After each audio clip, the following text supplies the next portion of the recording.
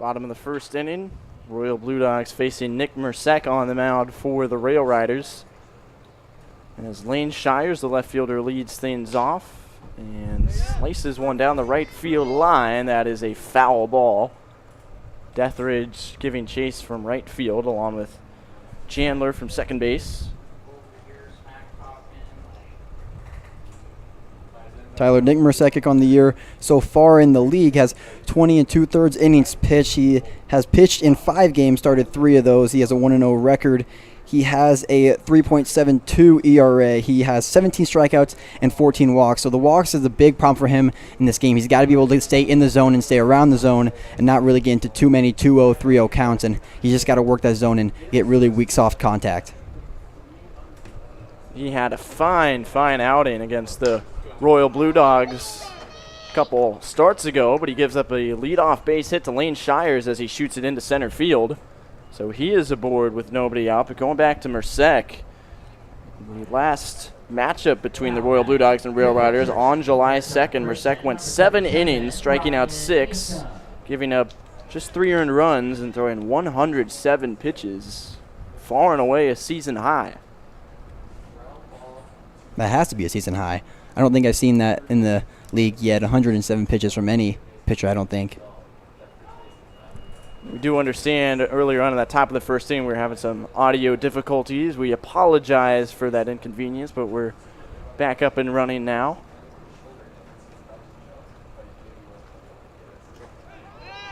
Throw over is late on Lane Shires. Ryan Eastham, the catcher, at the plate. Rail Riders had back-to-back 2-out singles in the top of the first inning, but could not cash in as Cedric Dunwald popped out to first, and this is chopped up the middle and through into center field. Another base hit. Shires puts on the brakes at second, and back-to-back singles in the bottom of the first inning. The Royal Blue Dogs swinging away, and they have a man in scoring position before recording an out. Both these teams thinking center field, opposite field. We've seen Shires and Eastham both go right back up the middle for their base hits in this bottom of the first. I don't think there's a better person you want at the plate than right here, Nick Carlson. Carlson leads the team with a .375 batting average.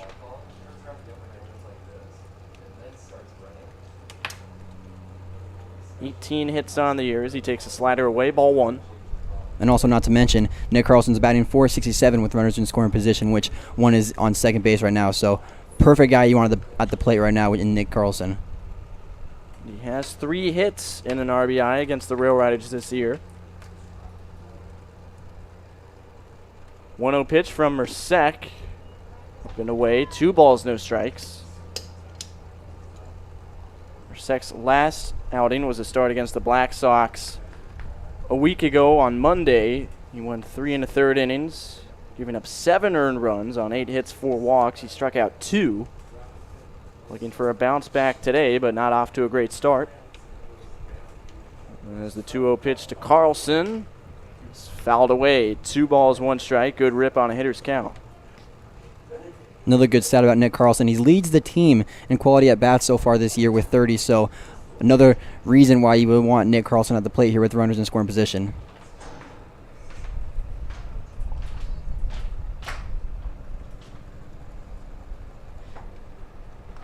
Long look in from Mercek. Now he brings it home. Double steal attempt, and it's grounded to third and into left field for a base hit. Here comes Shires to score, and it's 1-0 Royal Blue Dogs on 3 consecutive singles. Nick Carlson chops one into left field and drives in the game's first run. 1-0 Blue Dogs. Just like that, 3 hits in a row, 3 singles, and it's exactly what you need to get one on the board there for the Royal Blue Dogs, and great piece of hitting for Nick Carlson. The third baseman from Bethel University, Mishawaka, number 23, Eli McDonald. Now Eli McDonald, another massive threat at the dish.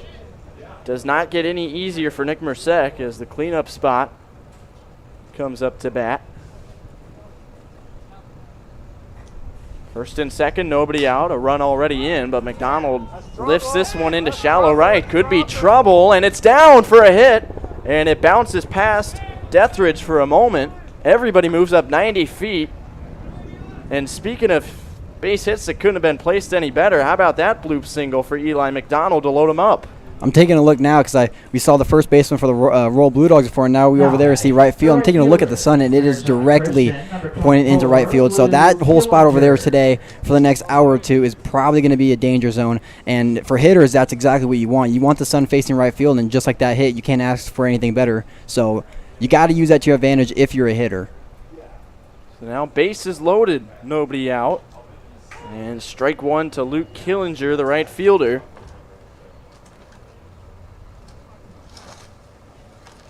He's driven in 6 this year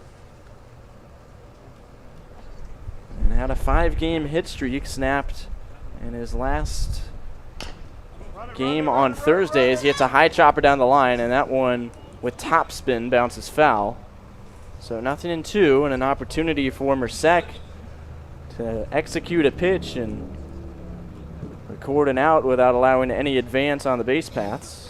We just saw that 12-6 curveball, the first one he's thrown today, and it really is a good pitch. That's the first one. He's really only thrown fastball and changeup so far in this game, and not really has helped him so far. That 12-6 really had a lot of movement on it, so I wouldn't be surprised if he went right back to it here on the 0-2 count.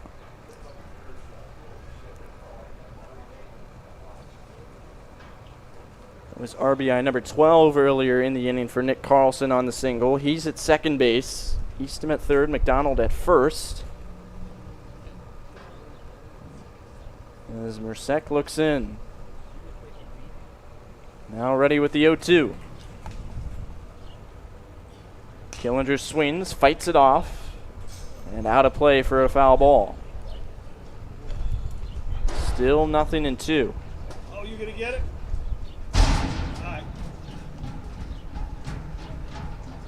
I'm good. I'll get back down. I'm home. Now another 0-2 pitch. Did he go? Yes, he did. Fastball tailing up and away, and Killinger couldn't help himself, and there's a big strikeout for out number 1. Nick Mercek might not have located that pitch exactly where he wanted, but it worked out in the end. Big time call there behind for the home plate umpire. Do you think he went around on that swing? I think so. He tried to bring it back a little bit and hold it in a position where it looked like he didn't, but usually in those cases he goes around and then brings it back a little bit. So from up here it looked like he did, but I'm surprised they didn't ask the field umpire for his decision, but yep. Nonetheless, home plate umpire decided that he went across. Now it's Robu Ikarashi trying to pick Killinger up, and he takes upstairs. 1 ball, 1 strike. Ikarashi, the shortstop today.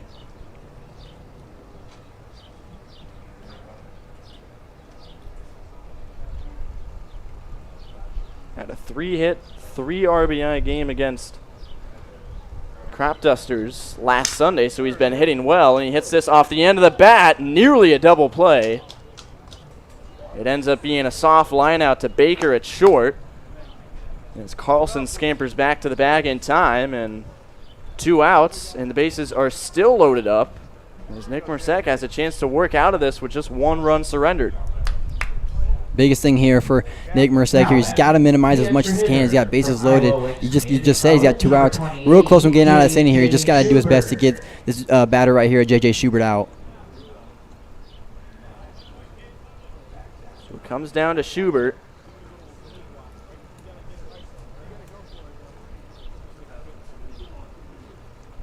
And he takes a first pitch strike on the outside corner. Eastham at third, Carlson at second, and McDonald at first. The inning began with 4 consecutive singles. Nick Carlson, who delivered the 3rd single, drove in the game's first run. The 0-1 fouled straight back. Solid rip from Schubert, but it's 0-2.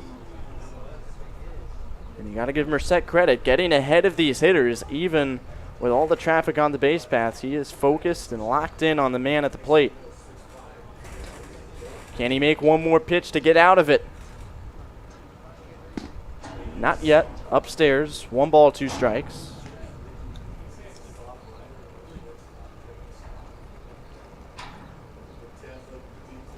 J.J. Schubert's been swinging a fairly cold bat, 2 for his last 14 after starting the year on a 5-game hit streak. As the 1-2 is swung on and missed. Nick Mercek has to consider that a victory. With the bases loaded and nobody out, he holds the Royal Blue Dogs scoreless after giving up an earlier run. However, the Blue Dogs are off and running with a 1-0 lead. We take it to the second inning. You're watching Corn Belt League Baseball on the CBL Network.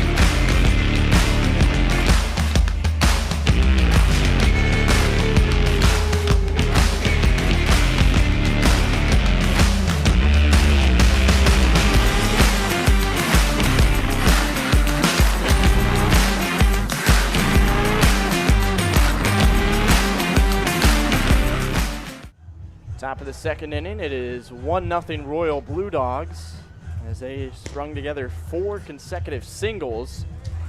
Nick Carlson's base hit plated a run.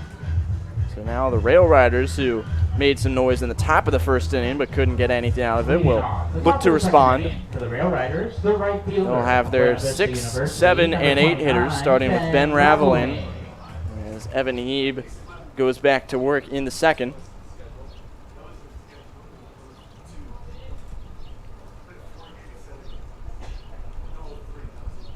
And it's a first pitch ball upstairs. Heeb threw 13 pitches despite allowing back-to-back 2-out singles in that first inning. But he falls behind 2-0 on Raveling, the extra hitter. As a pitcher, you always want to shoot for 13 or less pitches in an inning because that's how you know if you're being efficient or not. And you go beyond that point and it starts to get in a risky situation as if you go into the 20s per inning, and you don't really want to get into that. So 13 or less in an inning is exactly where you want to sit at, and so far Evan Heeb has done that so far. And Heeb certainly can't be happy about falling behind Raveling. He's just 1 for 14 at the plate this year, but it's 3-0. And now we'll see if Heeb can fight back in it. He's got a strike. 3-1 the count. Garrett Globe, the first baseman, on deck. And Heeb works quickly. And it's pulled foul. Looked like Raveling was sitting on that pitch a little bit, but got out in front and under it just enough. And it's 3-2.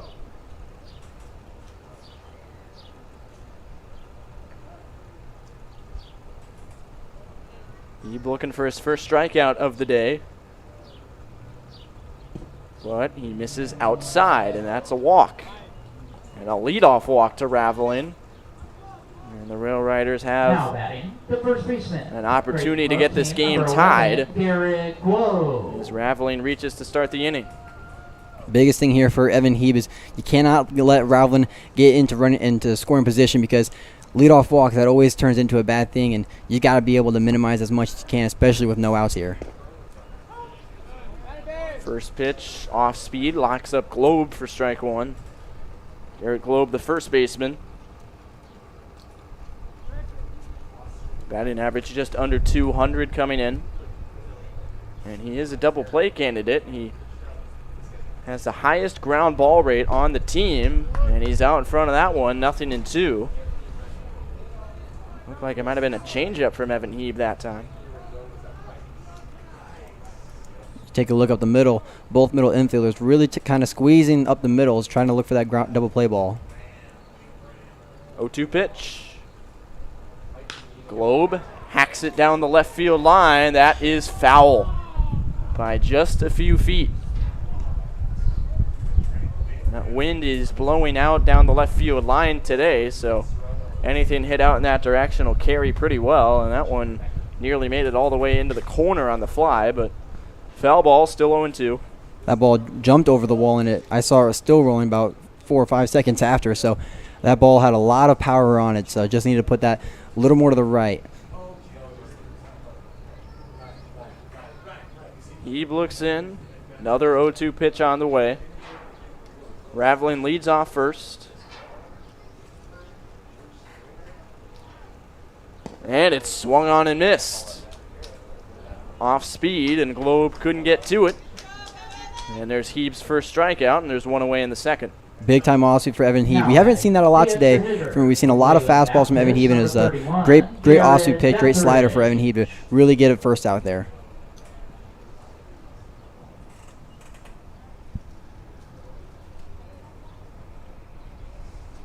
Heeb has been a strikeout pitcher this year, striking out 26 in just over 22 innings coming in, and he gets a ugly swing and miss on a low off-speed pitch to Garrett Deathridge, the right fielder. So it's been back and forth. It looks like at times he has these hitters very much off balance, but then you see him hit a ball hard down that left field line or poke one into center field. Been back and forth for both these pitchers to start as he misses upstairs, 1-1. For the hitters against Evan Heeb, it's really a matter of how much can you stay back on it, because he's definitely for sure not one of the hardest throwers in this league. So just as a hitter, you got to do your best to stay back on it. And if he throws you an off speed and he hangs it, you just got to be able to stay back and drive that ball like we saw Garrett Globe did. It was just a tight, little bit foul. We're going to dot that outside corner, but doesn't get the call from the home plate umpire. It's 2-1 on Deathridge. Batting average of .261 coming in, and he recorded his first multi-hit game of the summer on Thursday against the Crop Dusters, going 2 for 3. And he waves and misses on an inside pitch, 2-2.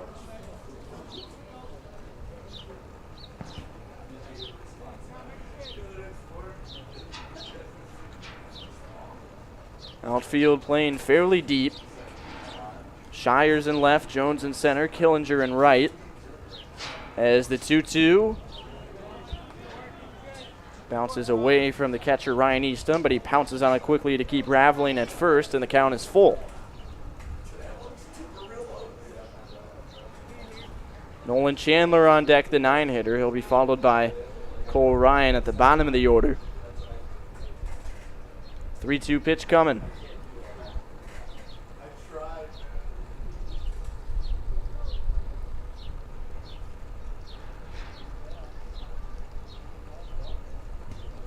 And that is ball 4. A second walk in the inning. And as Deathridge takes his base, Raveling scoots up to second, and now 2 on, 1 out for Chandler. And the Rail Riders have traffic on the bases yet again. More unusual sights really with Evan Heeb. We haven't seen a lot of walks here this year with him, only 9 on the year. That makes it 11. So he's really got to do his best to get out of this inning. He's got 1 out with that big strikeout and runner in scoring position now, but you still have double play that is still in play. So those middle infielders up in the middle are really squeezing that tight in the middle, really hoping to get that double play ball. Ball 1 to Nolan Chandler. The most walks Heeb has issued in an outing this year was 3, and that was in a 7-inning performance, and he's already issued 2 free passes in just an inning and a third today. 1-0 pitch to Chandler. Cut on and missed. Couldn't catch up to it on the outside. 1 ball, 1 strike.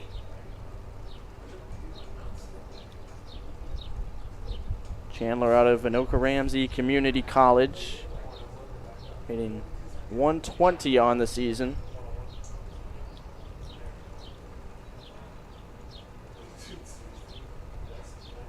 1-1 from Heeb. Off-speed pitch is upstairs. 2 balls, 1 strike.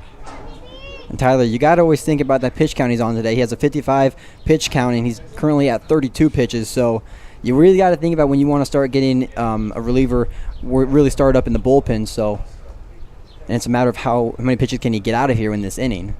The bullpen is empty for now, but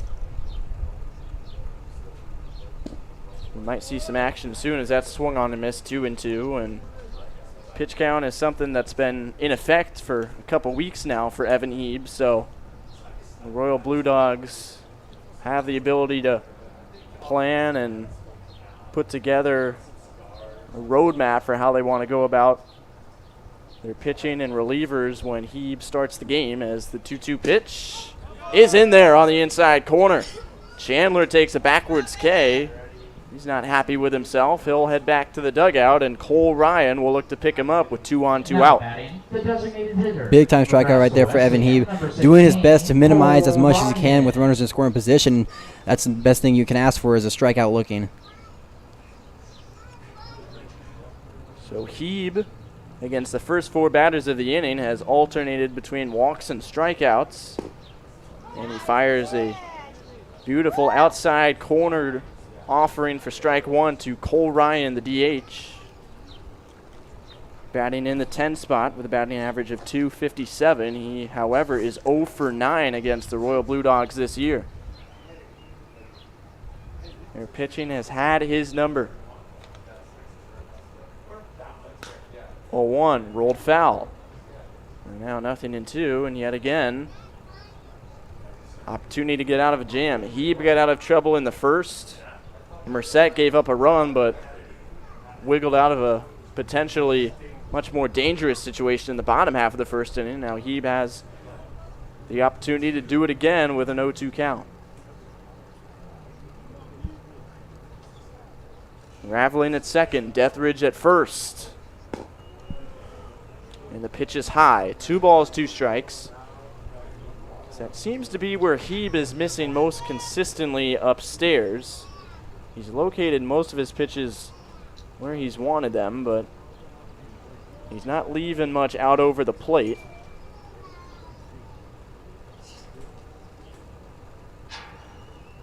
Now the 1-2 pitch.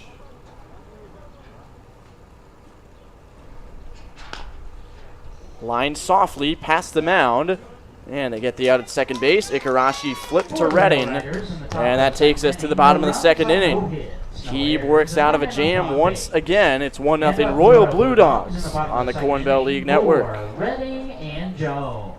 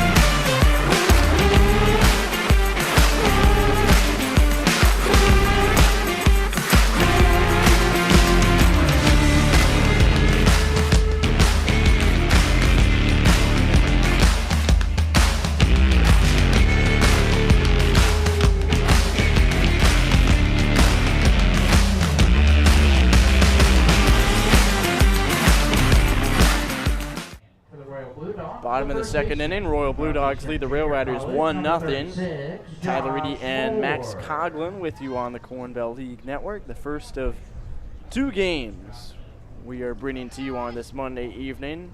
Bombers and Haymakers will follow at 8 o'clock. As Nick Mercek fires a first pitch strike to Josh Moore. Royal Blue Dogs brought 7 to the plate in that first inning, but only got 1 run out of it as they left the bases loaded,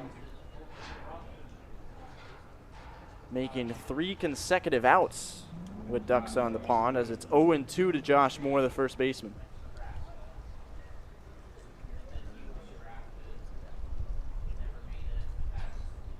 And he takes up and away, 1 ball, 2 strikes.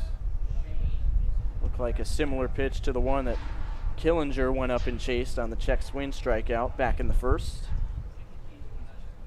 Mercek working quickly, the 1-2 pitch, just outside, 2 balls, 2 strikes. And Max, we've seen both these pitchers get into trouble pitch count wise. Evan Heeb had a 25 pitch top of the second inning. Mercek had to throw 21 in that first inning as he fires outside 3-2. What have you seen from these guys' tempo as they've had to really grind through their starts early on? I mean, so far for Nick Mercek, we haven't really seen that bad of tempo. We've seen more of in his starts before this game. He's really had a problem with walks and not really staying in the zone. We just saw a big strikeout right there for him to get the first out, but we've really seen him not really be in the zone. And today, I think the only thing we have seen him so far is be in the zone. And we talk about the first inning, he gave up 4 hits, but in my opinion, I'd rather to give up bloop singles than I'd rather give up 4-pitch walks. So because that boosts your pitch count up, and really Nick Mercek really staying in the zone and really doing a great job of, rather than all of his other starts this season where he has 14 walks on the year in only 20 innings pitched. So far Nick Mercek really being really dominant, even giving up 1 run.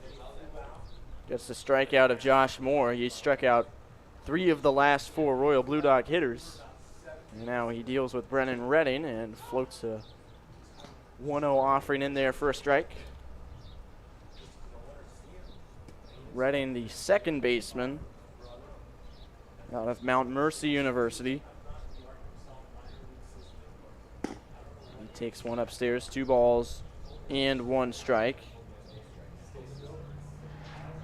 Redding had a 7-game hit streak earlier this year, and his batting average is a respectable .255. So he can handle the bat well, but he is helpless on that off-speed pitch. Mercek and Heeb have both looked really confident with their off-speed pitches in this one.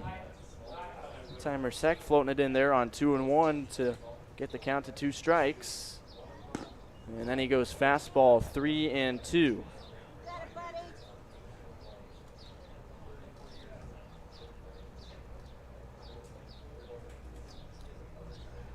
Full count on Redding. The 10-hitter Devin Jones is on deck. And Jones will come to plate with a man on first and 1 down as Redding takes the walk. Now batting, the center fielder from Creighton University, number 39, Devin Jones.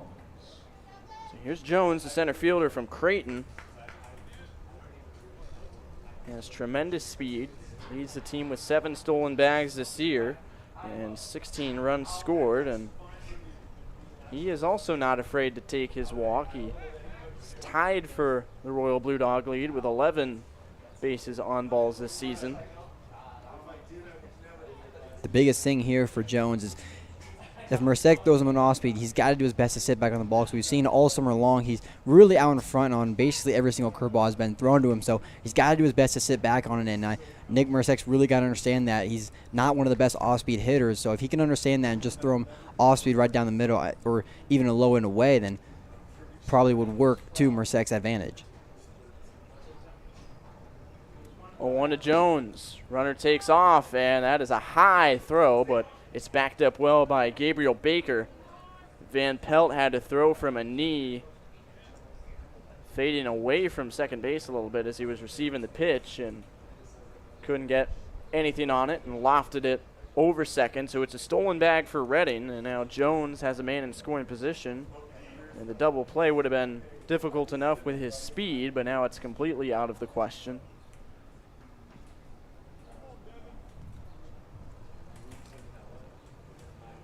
1-1 pitch. Mercek to Jones, outside, 2-1. He saw that slider well. This is the bottom of the Royal Blue Dogs order. Shires, the leadoff man, is on deck.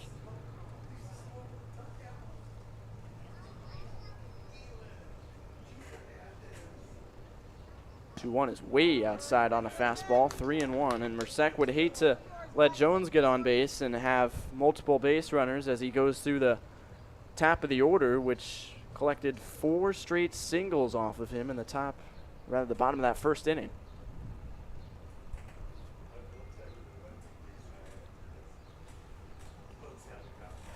3-1 pitch to Devin Jones.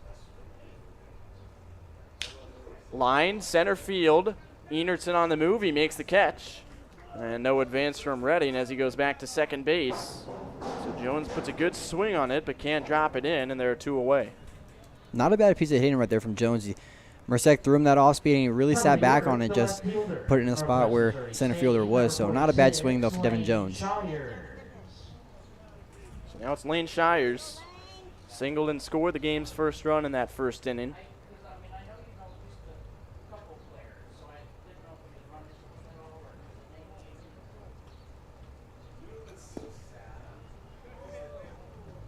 Mercek trying to make it 3 runners left in scoring position through the first 2 innings. Remember, he had the bases loaded with nobody out, with a run already in that first inning, and got a strikeout, line out, and strikeout to work out of it. He's behind 2-0 on Shires here.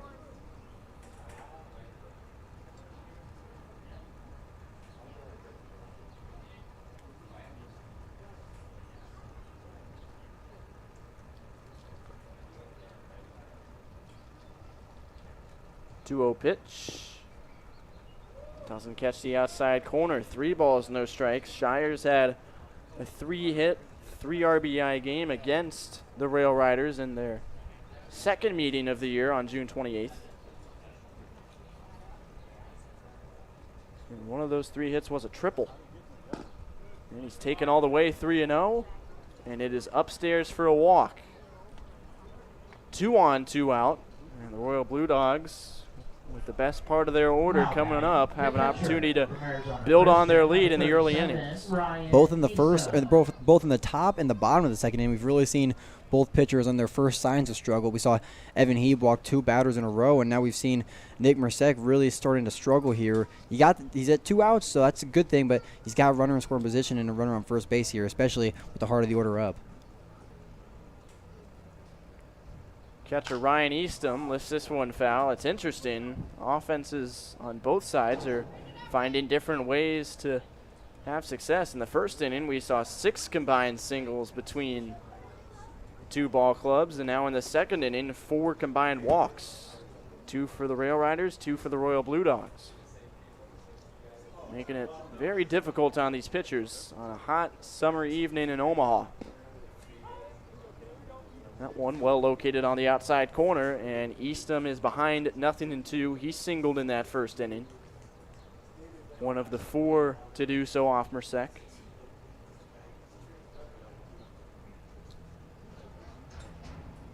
Now the 0-2. The first time called. Redding at second base. Shires at first. Redding walked with 1 out in the inning and stole second. And then Shires walked with 2 out. What can Ryan Eastham do? Takes up and away. 1 ball, 2 strikes.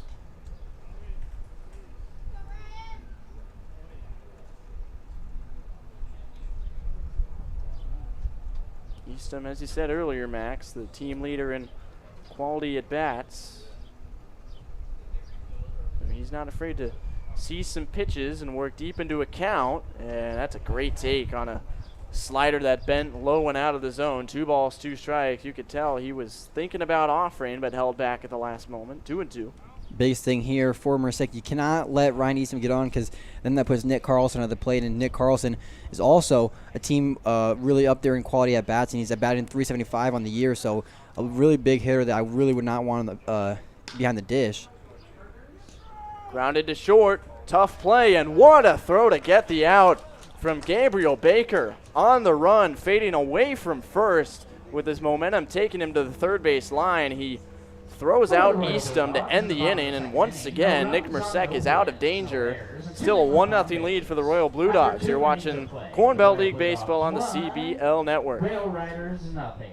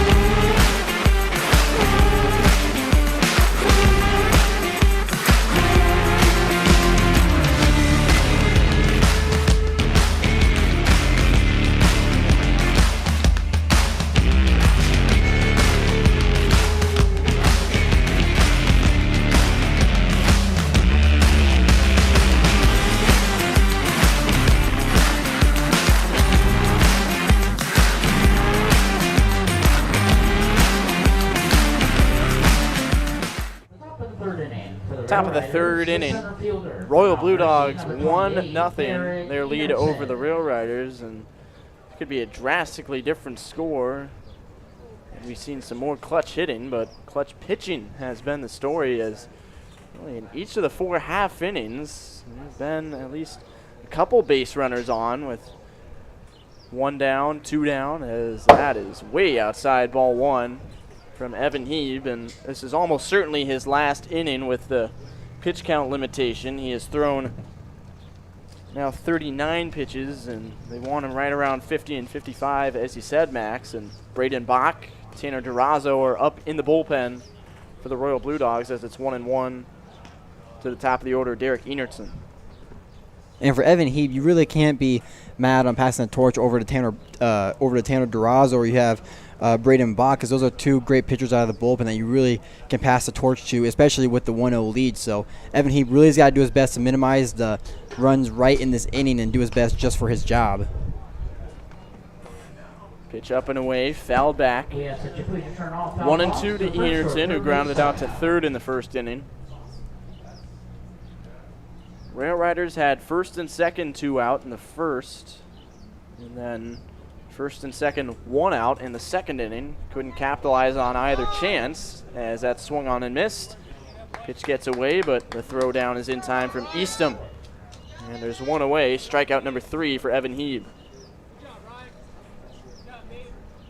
Now batting, the shortstop from Texas A&M Texarkana, number 42, Gabriel Baker. Here is Gabriel Baker. Ground out to short his first time up.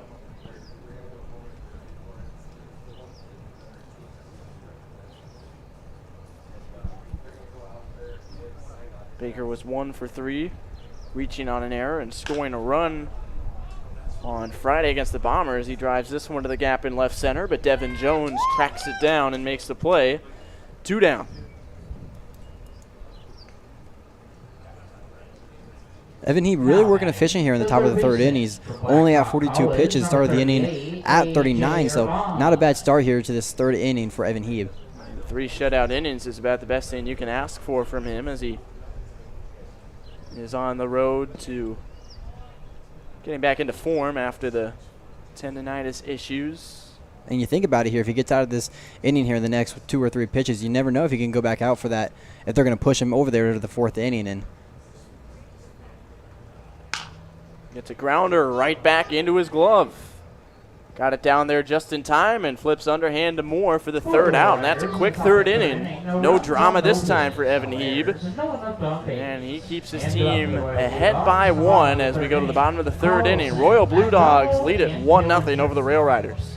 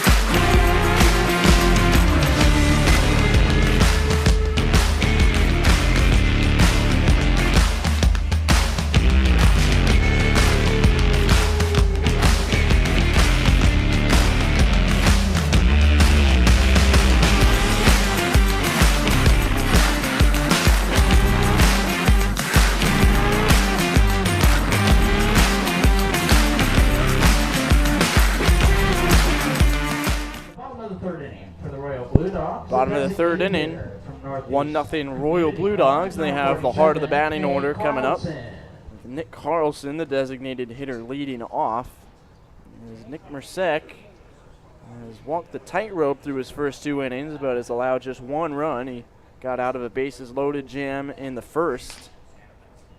He gets a foul ball for strike 1, and then walked a couple in the 2nd inning and faced 1st and 2nd with 2 out, but got Eastham to ground out in deep short. Fantastic play by Gabriel Baker for that 3rd out, as the 0-1 pitch to Eastham is lined into right field. It was hit hard, and it goes down the right field line for a single, just out of the reach of Garrett Globe at first base, and the leadoff man is on. Carlson is 2 for 2 with a pair of singles. Mishawaka, number 23, Eli McDonald.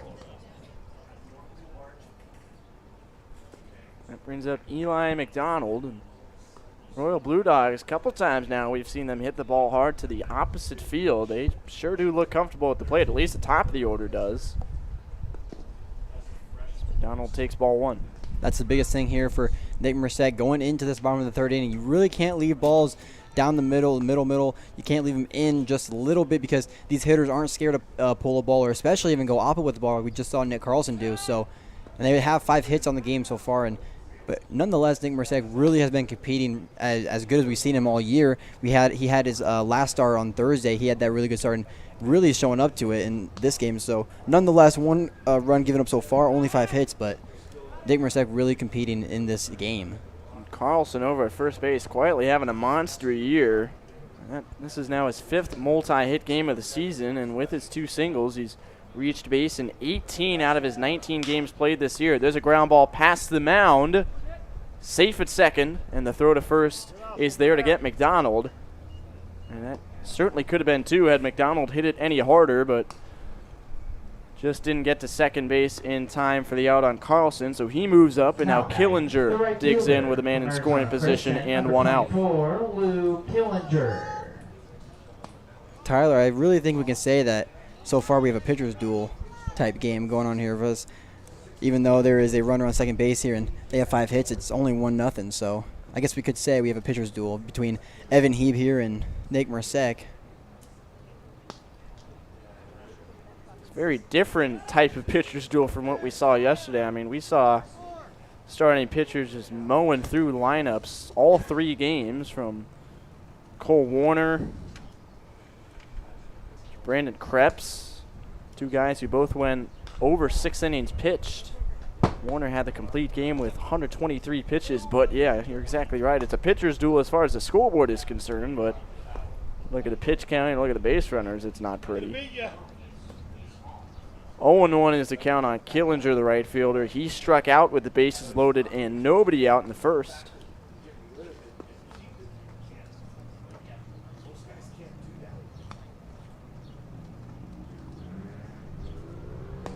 Oh, 1 pitch is lined on a bounce. Good play at second, and the throw is in time. It was a flat-footed throw from Nolan Chandler over there, but he makes the play. Moving up to third, Nick Carlson, 2 down.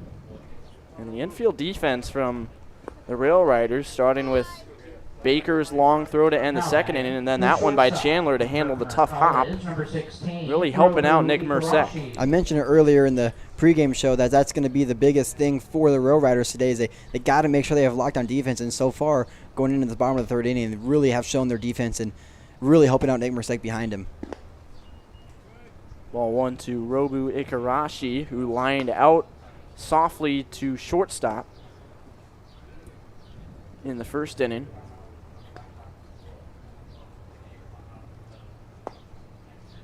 And he fouls one straight back into the screen, 1-1.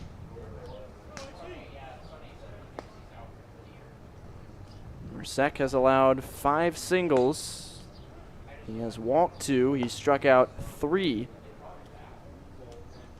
And then 1 earned run, as that is outside. 2 balls, 1 strike.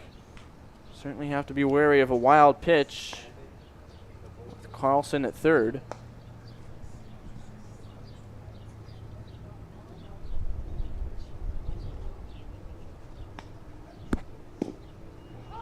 Ikarashi watches that one, strike 2, and now the count even at 2-2, and Nick Mersek strike away from finishing an inning with a man in scoring position again.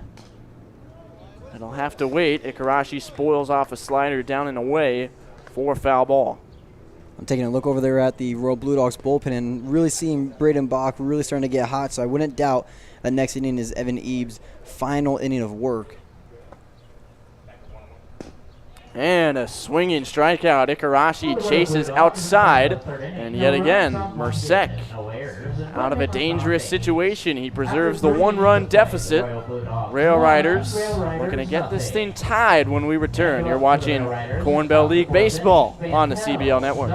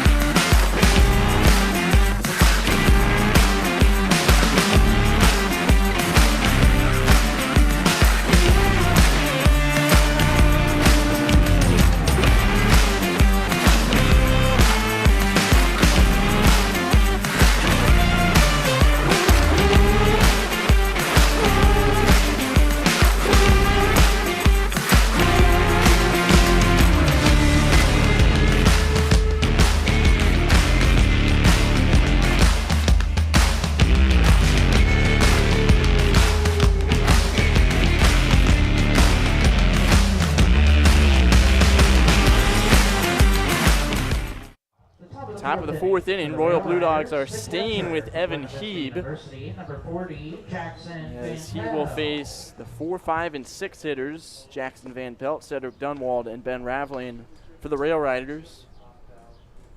Heeb has thrown 3 scoreless innings. He is on that pitch count limit of 50 to 55. He's at 45 right now, and number 46 is low ball 1 to Van Pelt. Wouldn't be surprised if we even saw Evan Heeb get pulled in this inning in the middle of it, but biggest thing for him right now is he's got to get those first pitch, second pitch outs, those weak soft contacts. But he falls behind 2-0 on the cleanup man. Van Pelt was the second man to single after Urbon did it with 2 outs back in the first. So he's 1 for 1.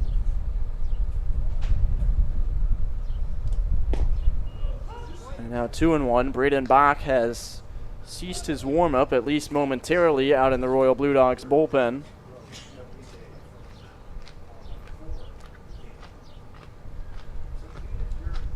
Two-one pitch.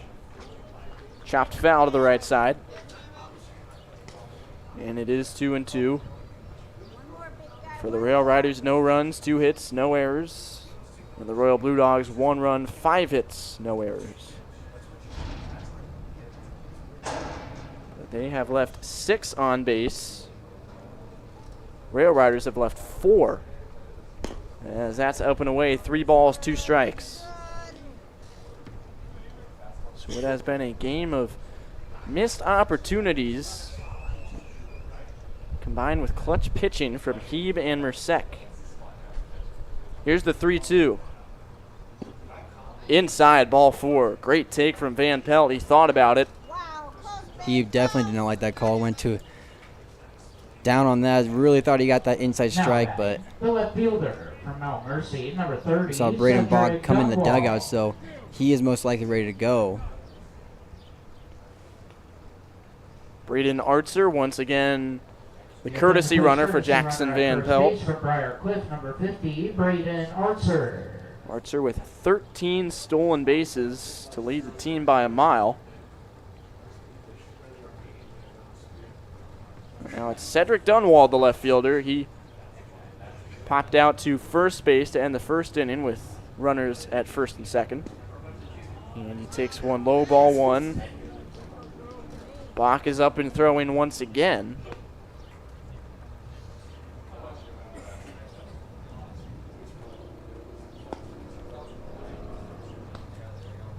Now the 1-0 pitch. Artzer leads off first and takes off.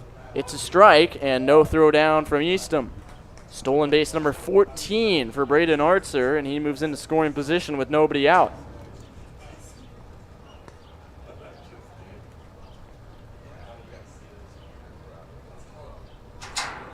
So this may be the best opportunity yet for the Rail Riders to get this thing tied. They have one of the fastest players on the team at second with nobody out in the middle of their order, and that hurts. Boy, Dunwald fouls it off his leg and goes hopping out of the box, dropped the bat. Unfortunately, he looks to be in manageable shape here. Those are the type of pitches that you wish you had that Evo Shield or G-form shin guard on, or Yeah, he doesn't wear one. Unfortunately, paid the price that time, but he's right back in there, and we'll see if Heeb tries to blow a fastball by him with Dunwald a little bit unsettled. He goes low, and it's chopped foul. So give credit to Dunwald for getting locked back in at the plate and spoiling it off. He put it in a good location.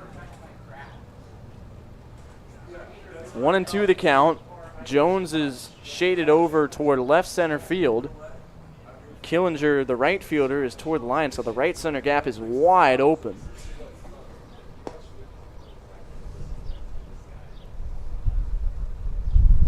And he went around. Second time the home plate umpire has made the check swing call independently without seeking input from the second base ump, and Dunwald strikes out. Big K for Evan Heeb. The right fielder from Buena Vista University, number 29, Ben Raveling. Now it's Ben Raveling with Archer still at second, now one away. Raveling walked to lead it off the second.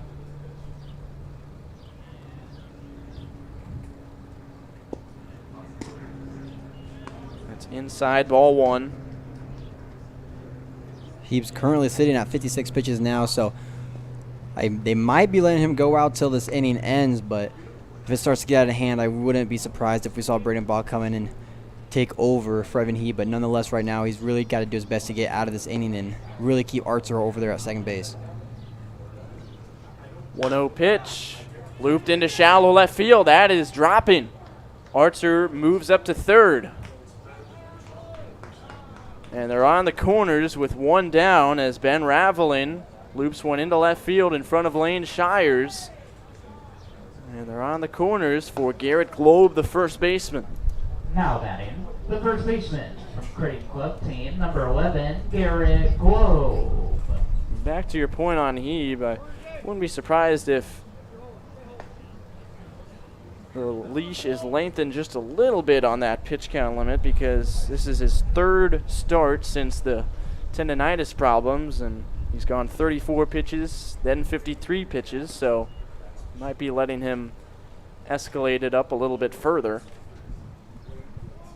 As he falls behind 1-0 on the first baseman, Garrett Globe. He struck out swinging in the second, but he can atone for that right here and get the game tied with the speedy Braden Archer at third. And he hits it into left field. This should get the job done. And more. It's over the head of Shires and off the wall. Archer trots in from third. Moving up to third base, Ben Raveling. It's an RBI double for Garrett Globe. And the game is tied at 1. Big time hit for Garrett Globe. We saw him have that same sort of hit over there in the first at bat. It just was fouling. He figured it out and hit that in a beautifully placed spot over in left center field, right over the left fielder's head. And now we see a pitching meeting at the mound for the Royal Blue Dogs. And great start there for the Rail Riders. They really needed this inning. They were down all game long. They threw up zeros for the last 3 innings. In this inning, they took advantage of and took the opportunities that Evan Hebe gave them and really rode with them. And Evan Hebe is finished. He walks off the mound after going 3 1/3, and he gives way to Braden Bach, who inherits 2 in scoring position with 1 out. Game tied at 1. We'll be right back here on the Corn Belt League Network.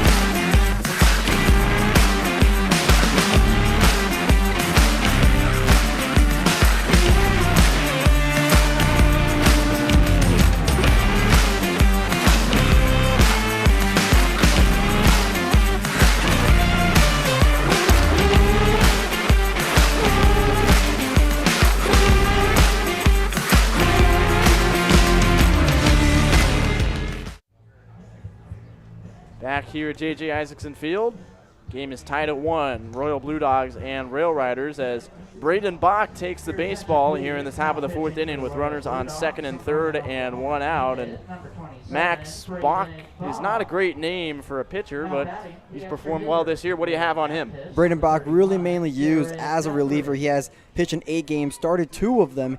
He's working here with 20 2/3 innings pitched. He has a 6.43 ERA. He's got 23 strikeouts, 17 base on balls. So not the best ERA you really want from a reliever, but nonetheless, he's one of the hardest throwing pitchers in this league. So he's got to do his best to stay in the zone, and if he can, then he's a real dominant pitcher here for the Royal Blue Dogs.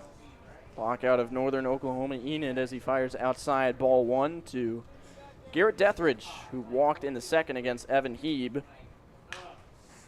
And pulls this one. Fair ball inside the bag at 3rd. This scores 1, and it scores 2, and Deathridge goes to 2nd base on the throw. It's a 2 RBI single to make it a 3-1 Rail Rider lead. And the clutch hits that weren't there in the first couple innings have appeared in the 4th. 3-1 the score. Big time inning here for the Rail Riders. It's exactly what they need. They just need 1 inning to really put themselves on top, and the biggest thing for them now is they got to be able to keep on and not really slow down on that gas pedal and let the Royal Blue Dogs even chip away and have a shot at coming back and even scoring more in this game. Ball 1 to Nolan Chandler, the 2nd baseman. For Garrett Deathridge, those are his first 2 runs batted in for the summer, as it's 1-1 on Chandler. So offense from an unlikely source here in the 4th to make it a 2-run lead.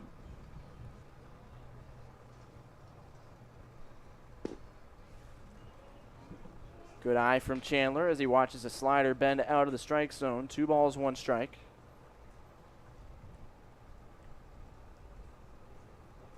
Braden Bach pitched on opening night against the Rail Riders back on June 6th. Throwing 3 innings and allowing 1 earned run. It was one of his better performances this year. Things have gone south as of late. He's allowed 11 earned runs in his last 6 1/3 innings. As it's now 3-2 on Nolan Chandler, the 2nd baseman. He's already struck out once at the hands of Evan Heeb.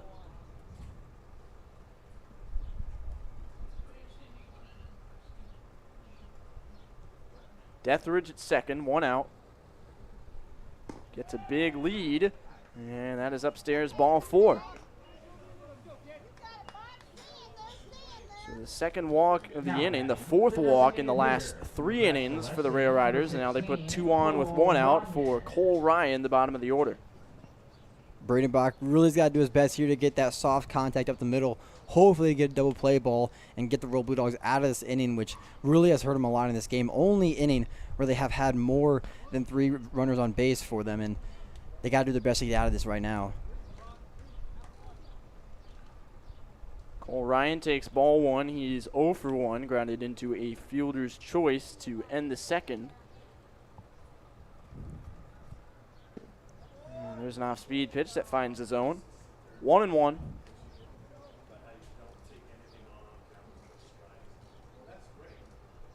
Cole Ryan trying to extend his hit streak to 4 games.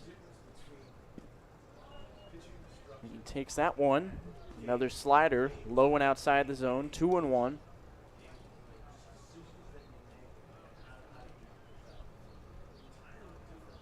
Rail Riders with 3-run top of the 4th inning, and it could get more as this is off the fists. Grounded to first, sliding stop, and they do get the out.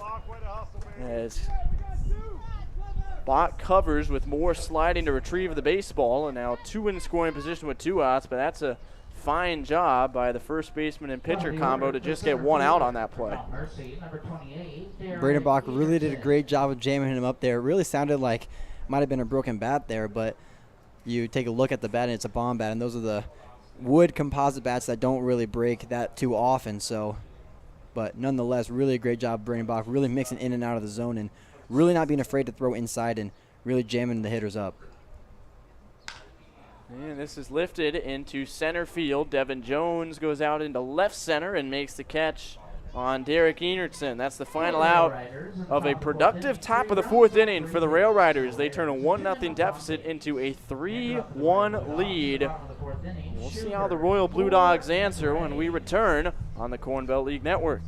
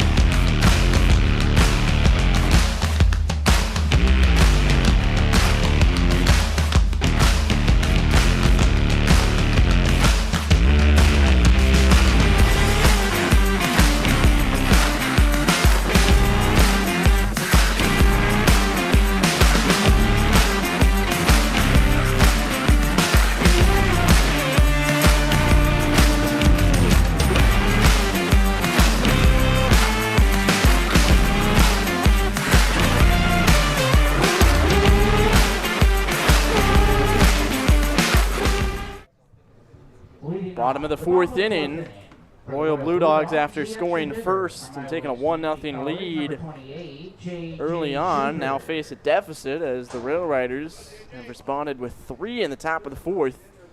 And now for the first time today, Nick Mersek pitches with a lead. And he fires ball 1 on a slider to J.J. Schubert. The 7, 8, and 9 hitters due up for the Royal Blue Dogs.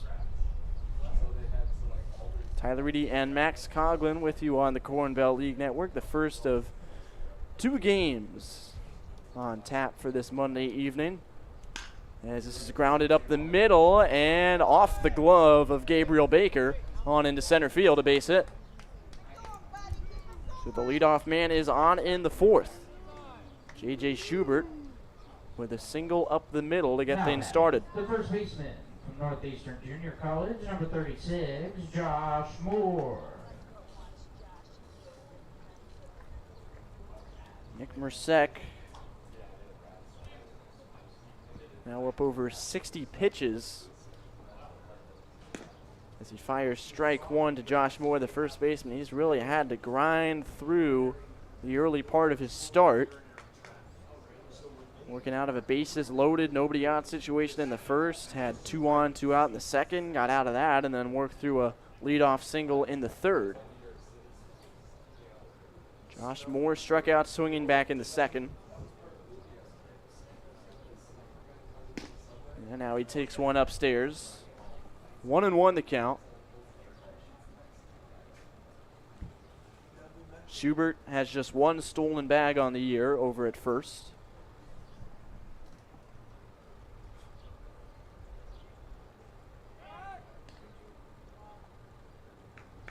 And they throw over once again, but he's back in time.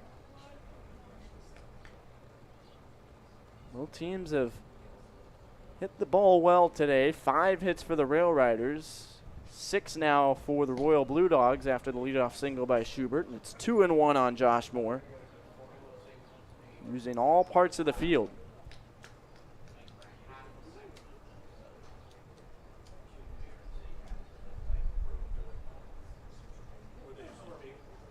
Two-one pitch, off speed. And Moore turns into a spectator on that one, and he's now facing a 2-2 count. Gets back in the box quickly. And Mersek brings it home. reached on and poked foul over by some Bombers players that are getting ready to go for their 8 o'clock game against the Haymakers.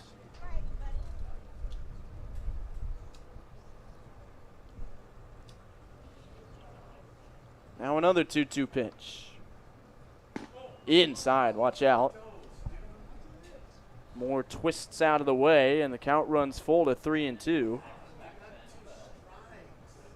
Rail Riders bullpen has been empty all day long, and Max, you wonder if we might see some action here if Moore gets on, and indeed he does with a single to right. That will move Schubert up to second base, and again, Mercek is in trouble. How many times are we going to play this movie, Max? It's really, crazy. Mercek really going in.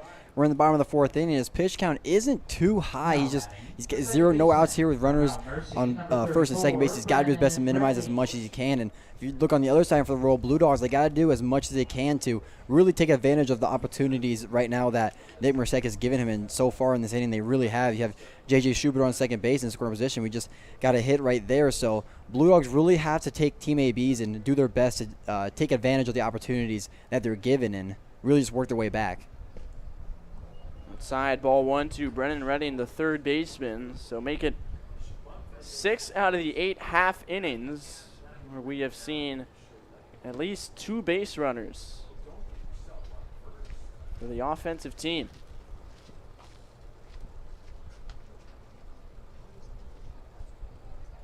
Redding trying to bunt, and he pulls it foul, 1-1. Only team to truly cash in on their opportunity would be the Rail Riders in that top of the 4th, getting 3. The Royal Blue Dogs did score 1 in the bottom of the 1st, but they loaded the bases with nobody out after that point and couldn't get a second one home.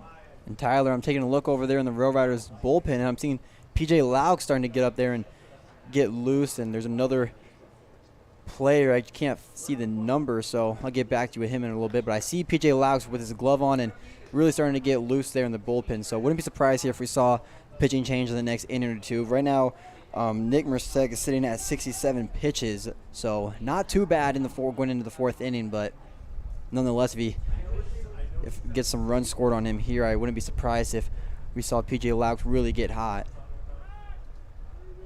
Check on the runner. Schubert gets back to second. Schubert and Moore the base runners. So not great speed on the base paths. Redding showing bunt again, gets it down right back to the pitcher. He tries to go to third, and it's dug out over there by Urban, and Schubert tripped over the bag, but fortunately he's all right, and well, that's always a risky play, but Mercek trusted his accuracy and didn't make a great throw to third, but put a lot of gas behind it to get the out. Great play over there by AJ Urban. You got to give credit to him over there for picking that ball, because that's not a hard play to make. That's not an easy play to make, I meant to say, because you got to do your best to really stay down and pick that ball. And if that ball gets past you, that's another run for the Royal Blue Dogs, and then that puts even more runners in scoring position. And now it is Devin Jones, who hit a hard line out to center field back in the second. 0 for 1 today. And he takes a slider on the outside. Can't locate it much better than that for strike one.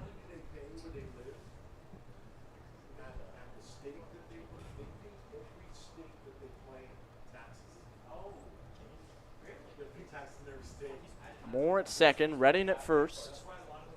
Mercek will have to step off as time is called at the plate.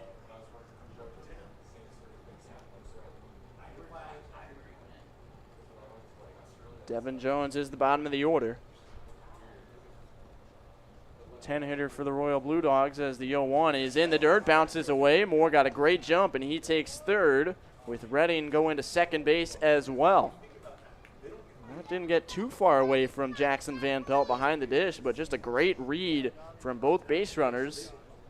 And now 2 in scoring position with 1 out. So a well-placed single could get this thing tied up at 3.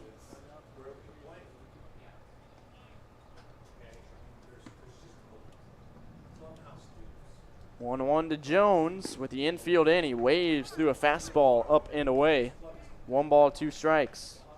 Wouldn't be surprised here if we saw an off speed in the dirt. It's just Jackson Van Pelt behind the dish has got to do his best to keep the ball right where he is, and he cannot have a pass ball get behind him right now, especially with 2 runners in scoring position. But wouldn't be surprised if we saw an off-speed pitch right here. Jones has to avoid the strikeout here, but he can't.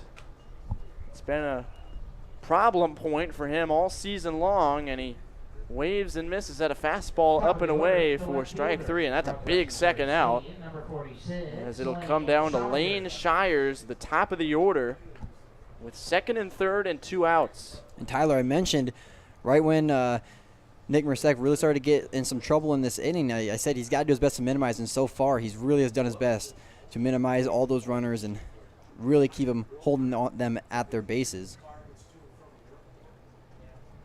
All 1 to Shires. Mercek trying to somehow make it through 4 innings of 1-run ball. And he finds the strike zone with an off-speed pitch. 1 ball, 1 strike. And it is Peyton Stockwell from Dordt University up in the bullpen alongside BJ Laux.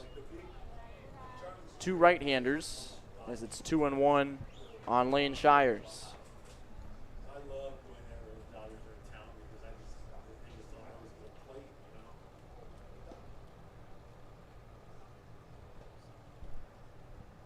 you know. 2-1 pitch, grounded back towards second, sliding stop, but the throw will not beat the runner. He is safe. Lane Shires legs out an infield hit. That brings home a run, and it's 3-2, but it is a run-saving play at second by Chandler. If that thing gets into right center field, it's 3-3. So give him credit for that, but Royal Blue Dogs certainly happy to get 1 and make it a 1-run game. Not a bad play over there by Nolan Chandler at second base. The ball took him to the glove side or the arm side way, and he had to do a whole spin move and threw off his back foot over to first base. So not a lot of people in this world are going to make that play, and it was just a great job by him to really keep that ball in the infield and not go to the outfield and score both runs instead of just 1. Lane Shires is having a big day. 2 singles, a walk, a run scored, and now an RBI.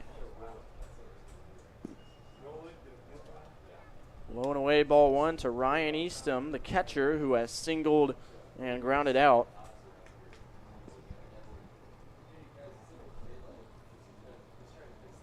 Lane Shires with his 7th run batted in this year. And now he's running, pitches in for a strike and no throw down with the runner on third.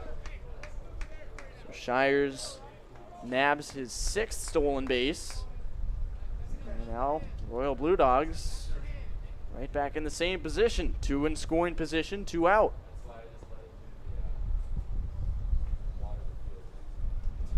One and 1 the count on Eastham. And it's low and away. Blocked again by Van Pelt, 2-1.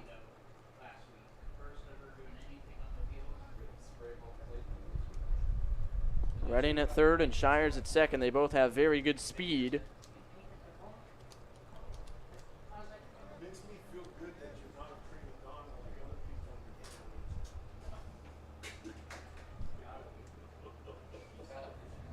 people. Mercek steps off before the 2-1. Trying to preserve a 1-run lead. Rail Riders scored 3 in the top of the 4th, but the Blue Dogs have answered back with 1. And that's fouled away into the bullpen. Look out. There you get a good look of the 2 pitchers warming up over there in the Rail Riders bullpen. I wouldn't be surprised if we saw one of them go in if Nick Mercek can't get out of this inning here. He's got Eastham at 2-2. Mercek has thrown over 80 pitches now. So averaging over 20 per inning. Not where you want to be, but all he cares about right now is preserving the lead. However, he misses just outside. 3 balls, 2 strikes on Eastham.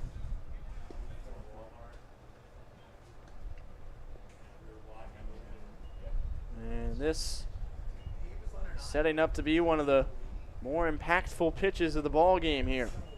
3-2, 2 out. Runners at second and third. Here it comes. It is lined into left, a base hit. This will score 1. Here comes Shires around third. The throw is up the line. And the Royal Blue Dogs, after giving up 3 in the top of the 4th, answer with 3, and their lead is restored. 4-3 Royal Blue Dogs on the 2-run single from Ryan Eastham. Big time hit over there by Ryan Eastham, really to score both of those runners, and that was the best placed ball that really you could have put in the field. And now we have a pitcher's meeting over on the mound for the Rail Riders, and this might be the day for Nick Mercek, and not seeing any pitcher come in out of the bullpen, but Courtesy runner at first base. Courtesy runner at first. Number 44, Trent Kozel. Trent Kozel out of Northwest Missouri State will run for Ryan Eastham.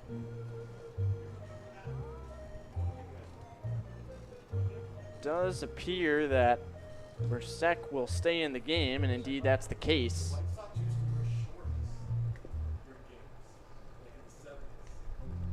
And right now, if I'm Mercek, you just got to do your best to get one more out, and that's what he had to do in that last batter. And Ryan Eastham took advantage of that ball that was placed right down the middle, and now it's trouble here for the Rail Riders.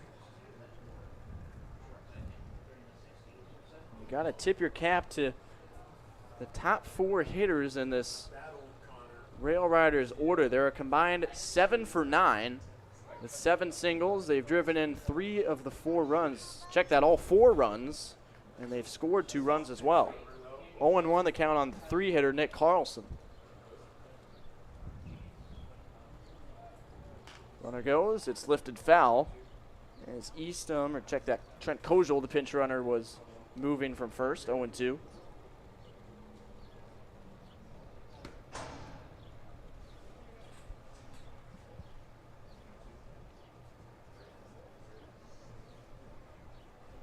Inning started with back-to-back singles from Schubert and Moore, and then with throwdown is in time to end the inning. I was going to say the 2-run single and the RBI single from Eastham and Shires respectively give the Royal Blue Dogs the lead, as thrown out at second, Kozel to end the inning, but it's 4-3 Royal Blue Dogs. As the Rail Riders see their lead slip away immediately, and they'll have to battle back down by 1 going to the 5th. No matter what your age, skill level, or position, your baseball season begins at the Strike Zone. Featuring state-of-the-art batting cages, group and private instruction, the Strike Zone provides athletes all the training and equipment you need to get your game to the next level. Give the gift of development to your baseball or softball player. Purchase your Strike Zone gift cards today. Baseball never ends at the Strike Zone. No matter what your age, skill level, or position, your baseball season begins at the Strike Zone. Featuring state-of-the-art batting cages, group and private instruction, the Strike Zone provides athletes all the training and equipment you need to get your game to the next level.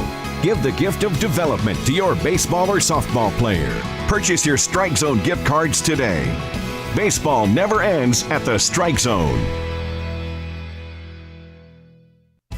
No matter what you...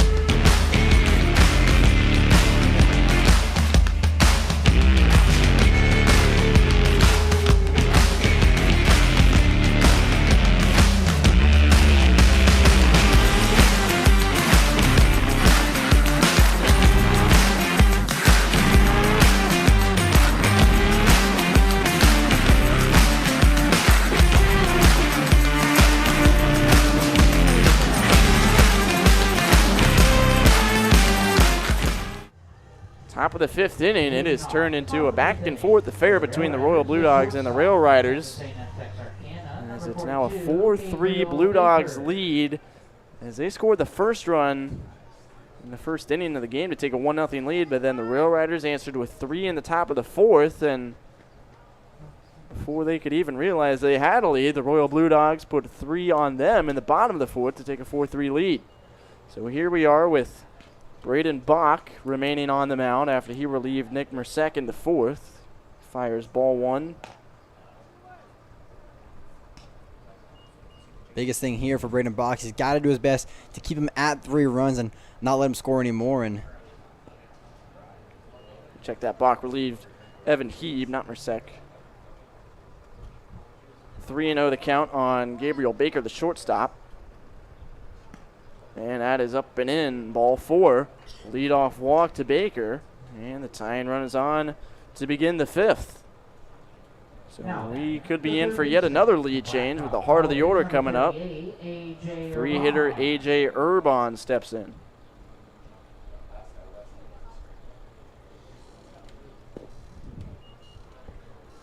He takes ball 1. So 5 consecutive pitches outside the strike zone to begin inning number 5 for Bach. And this is hit in the air down the left field line. Shire's coming in. He makes the catch, and that's out number 1.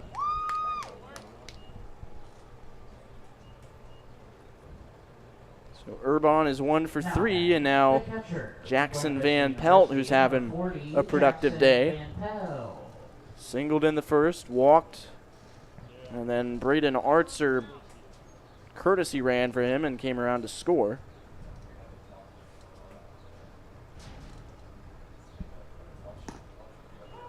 Strike 1 to Van Pelt. So the final line on Evan Heeb, 3 1/3 innings pitched, 4 hits, 3 walks. He gives up 3 earned runs and he strikes out 4 as it's 0-2 on Jackson Van Pelt.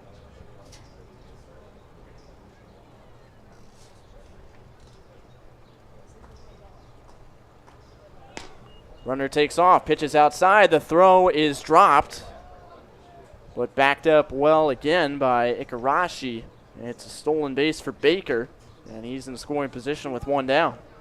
Probably would have had that caught stealing if he would have held on to the ball, but great throw behind the dish by Ryan Eastham. Ikarashi couldn't hang on to it. Redding had to keep it from going into center field, and that is just inside. 2 balls, 2 strikes on Van Pelt. Cleanup spot for the Rail Riders. Trying to get the tying run in. Outfield playing deep. And that is inside. 3 balls, 2 strikes. First base, of course, is now open. So you don't need to give him something great to hit, but for Braden Bach, you're about to run into the part of the Rail Riders order that has really had success today as he fires low for ball 4. And Van Pelt is on. 2 on, 1 out for Cedric Dunwald. And we'll have a conversation out on the mound. So Bach has walked 2 in this 5th inning. And now has walked 3 going back to the end of the 4th. And I mentioned earlier that's got to be the biggest thing for Braden Bach. He's got to watch his walks, and so far in this game he's really walked quite a bit of people, and that's the biggest thing and the biggest problem for him as a pitcher. He walks quite a lot of people, and he's got to keep the lead here and really minimize with 1 out and not let the runner on second and first base really advance or even score. Now batting the left fielder from Mount Mercy, number 30, Cedric Dunwald. Here's Cedric Dunwald, the left fielder. Braden Artser is running for Van Pelt at first base, so both runners at first and second have a stolen base today, so plenty of speed. As Bach fires high ball 1 to Dunwald, who's 0 for 2.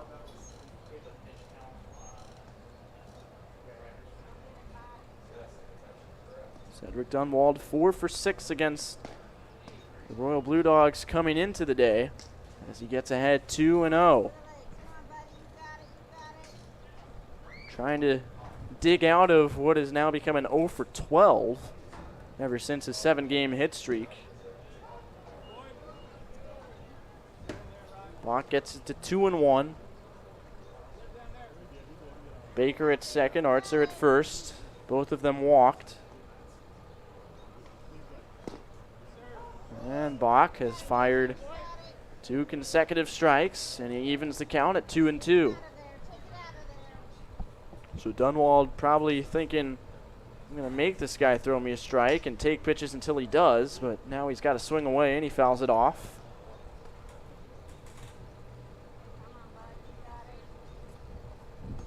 And out in the Royal Blue Dogs bullpen, Tanner Durazo is warming up once again. We saw him a few innings ago when Evan Heeb was out on the mound. 2-2 pitch. Dunwald fouls it off. Dunwald's done a heck of a job standing in there and fighting 2 strike pitches off. We saw him hit one off his leg earlier. Has nothing to show for it with the 0 for 2, but he's making it tough on these pitchers. But he waves and misses on a pitch in the other batter's box this time, and he's down on strikes once again. And now 2 away in the inning, and Ben Raveling will try and get the game tied. Big time strike out there for Braden Bach, really to minimize the runners they have on base, and big way to get 2 outs on the board.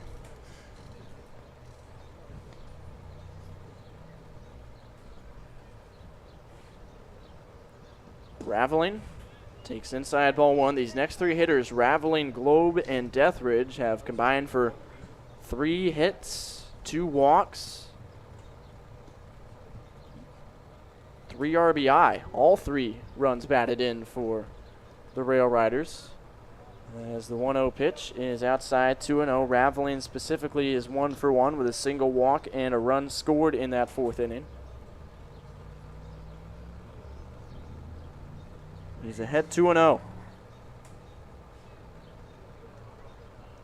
Bach climbed his way back in against Dunwald, and he gets this one popped up and out of play for a 2-1 count.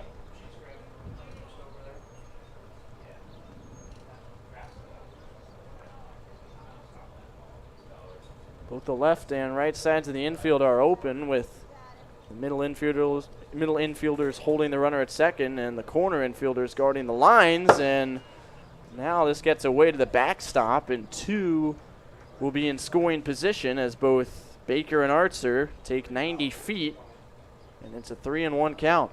Looks like Bach might have slipped out there on the mound. It looks like probably got his foot in the wrong place, and it's what caused the ball to go back to the backstop. But nonetheless, Rail Riders in another great spot to add on, even maybe tie or even take the lead in this game. This is hit in the air, left field. Wind will help it, but Shires goes back and makes the catch.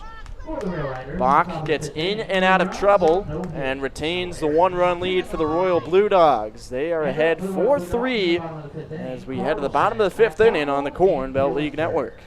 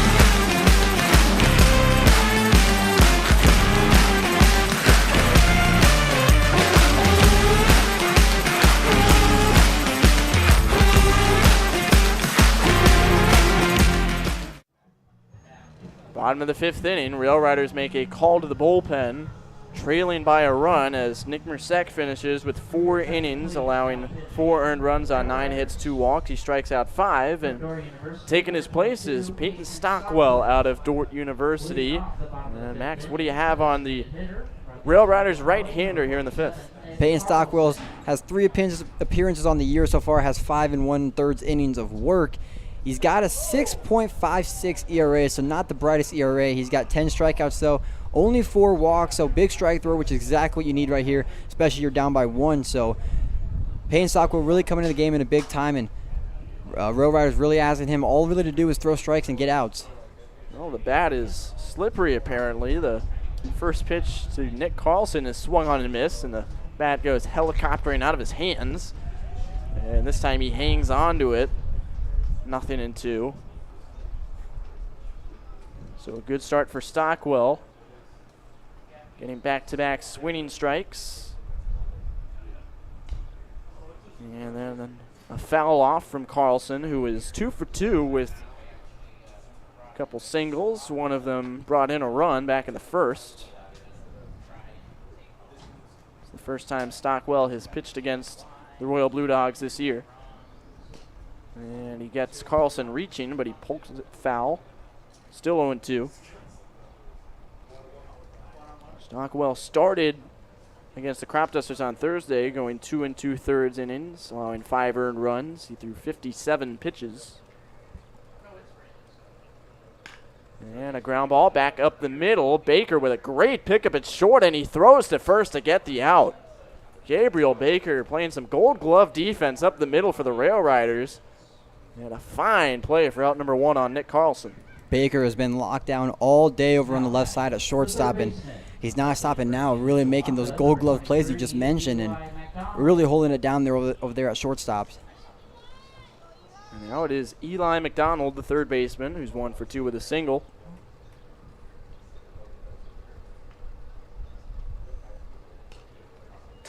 Fouls this one back, strike 1.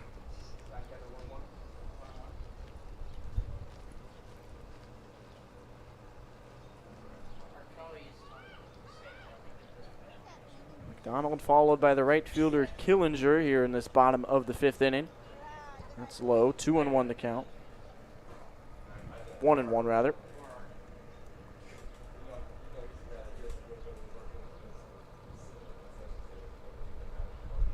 Stockwell's pitch. Low. Just off the outside corner. 2-1.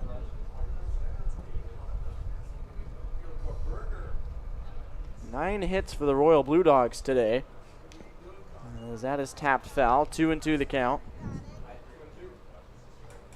1 run first and a 3-run 4th inning. As the Rail Riders' 3-1 lead that they gained in the top of the 4th did not last very long at all.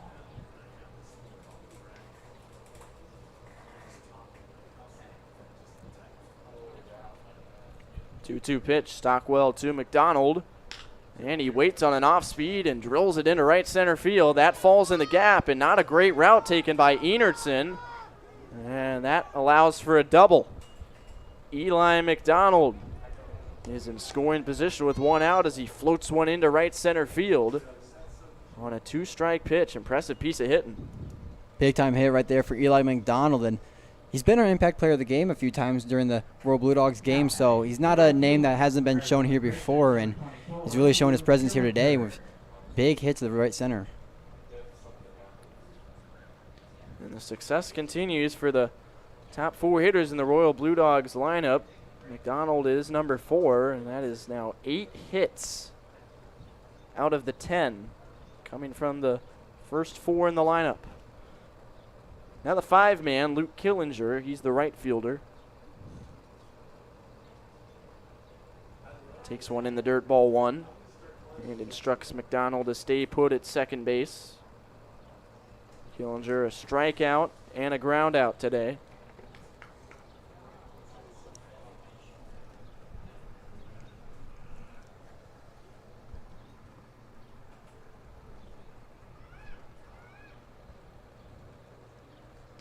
Stockwell, a couple looks towards second. Now the pitch outside.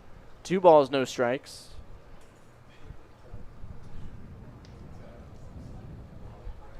For Eli McDonald, that was his team leading 5th double of the season.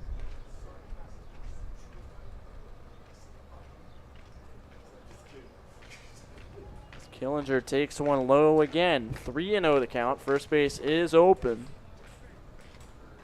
You have Ikarashi on deck, who's 0 for 2.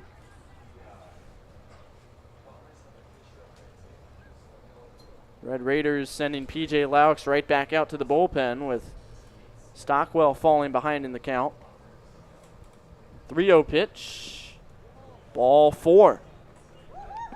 First and second with one out as the Royal Blue Dogs continue to crowd the bases. And now Robu Ikarashi has an opportunity. But first a mound meeting and potentially a pitching change. Laux is walking right back toward the dugout, and it does appear that he could be entering. And he is.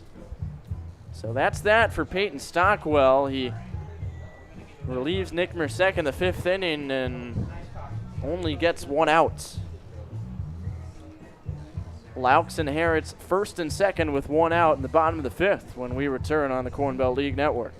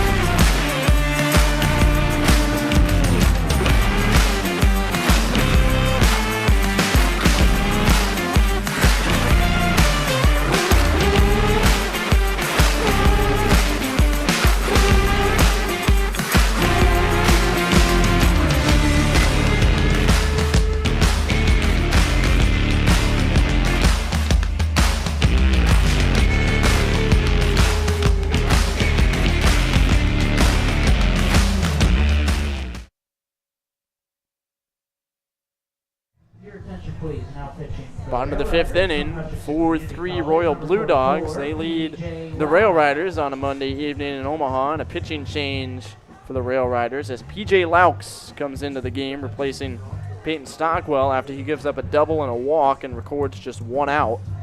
Now batting the shortstop.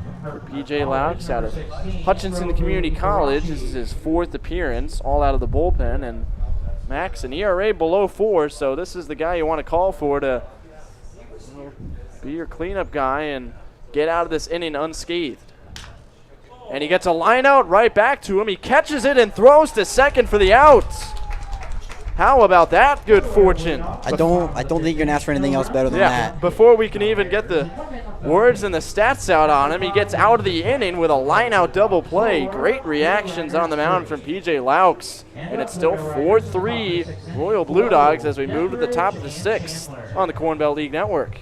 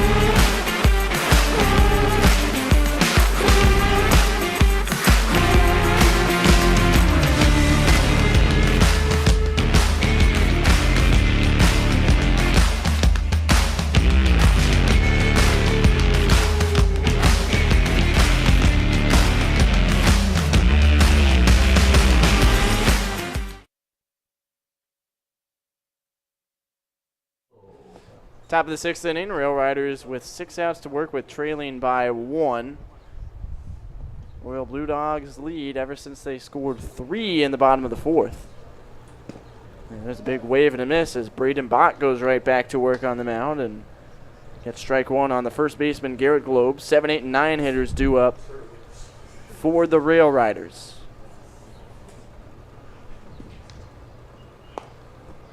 One and one the count, so we'll see if that line-out double play back to the pitcher to end the bottom of the 5th inning results in any extra energy and juice offensively for the Rail Riders. Globe is facing a 2-1 count.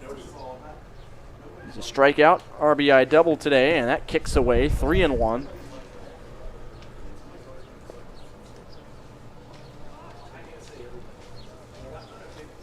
Deathridge is on deck. Bach has pitched an inning and 2/3 of scoreless relief with 3 strikeouts. But he walks the leadoff man in inning number 6. And that brings up Deathridge, the right fielder, who has had a nice game with a walk and a 2-run single in that 3-run 4th inning. Braden Bach really got to do his best right here to minimize any runners on bases. You got Garrett Globe right over there on first base. They just walked him, and he's got to do his best to keep him there or really do his best to not let him score and score that tying run. Outside ball 1 to Deathridge. Globe, at least on the first pitch, not taking a very big lead at all off of first. Josh Moore holding him on the bag. As there's a swing and a foul back. 1-1 on Deathridge. He'll be followed by Chandler and Ryan at the bottom of the order.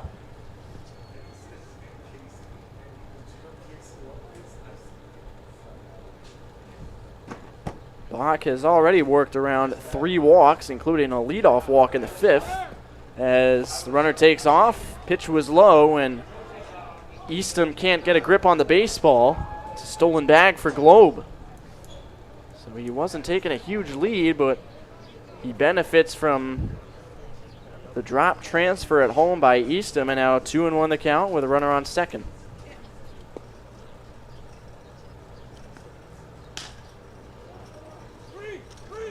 On the ground to short, the play is to third, and they have the out there. Heads up from Robu Ikarashi to throw over to McDonald, and they tag out Garrett Globe, and you could clearly hear somebody on the infield yelling 3-3-3, and Ikarashi knew exactly what to do with it. Deathridge reaches, but the runner in scoring position is eliminated.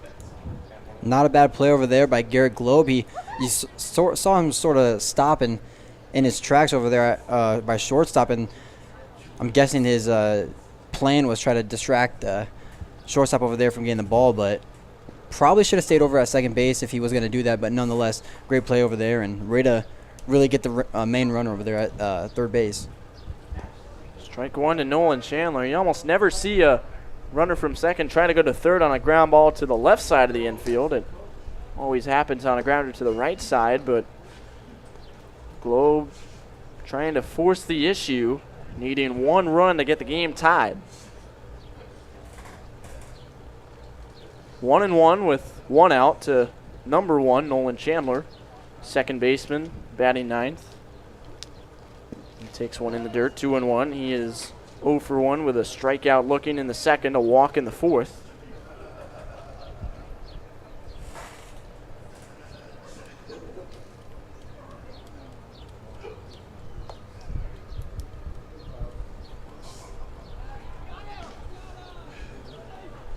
Throw over. Deathridge back safely.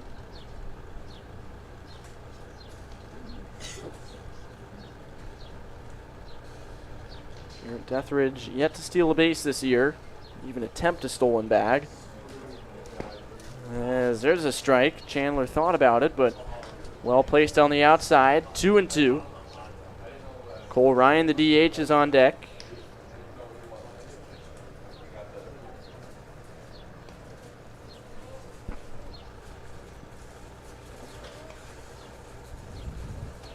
Bach comes set. 2-2 pitch. Outside. Missed the target. 3 balls and 2 strikes. Braden Bach trying to avoid his 5th walk of the day. And Braden Bach, I mentioned it earlier, and the walks are his biggest problem, and we've seen it so far today with 4 already. And it was ball 4, but Chandler goes fishing in the dirt and can't get to it for strike 3. So 2 down, and now Cole Ryan with Deathridge still at first. Big time strikeout there for Braden Bach. That makes 2 on the day for Nolan Chandler with strikeouts, and Braden Bach really making his way back here with 2 outs. Cole Ryan's 0 for 2. He's hit into a fielder's choice and grounded out to first base. And an off-speed pitch is in there for strike 1.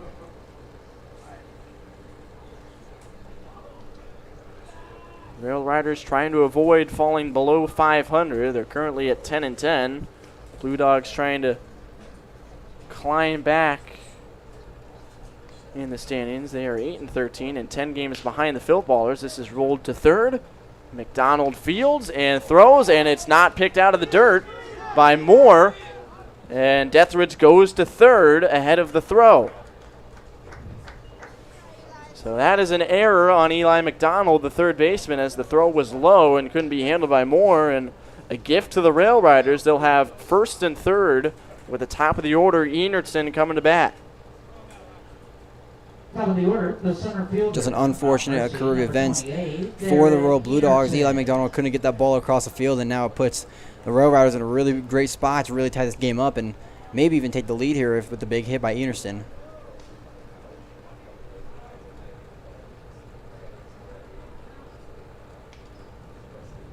Deathridge at third, Ryan at first. And Enertson takes a strike. Both bullpens are empty. Royal Blue Dogs putting their full confidence in Braden Bach to hold the lead here in the 6th. Ryan takes off from first, pitches on the inside corner for a strike, and Ryan moves up to second.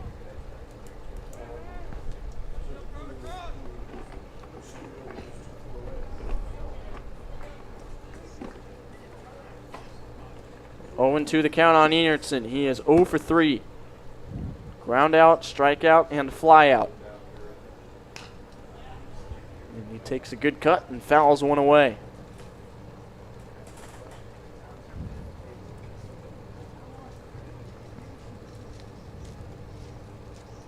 Ryan obviously runs well. That stolen base he just saw, his 4th of the season, so single could certainly take the lead. This is chopped to third. McDonald gets another chance. The long throw is there for the out. And Braden Bach gets out of the 6th inning, holding on to the 1-run lead. And we go to the bottom half. Royal Blue Dogs still ahead 4-3. You're watching Corn Belt League Baseball on the CBL Network.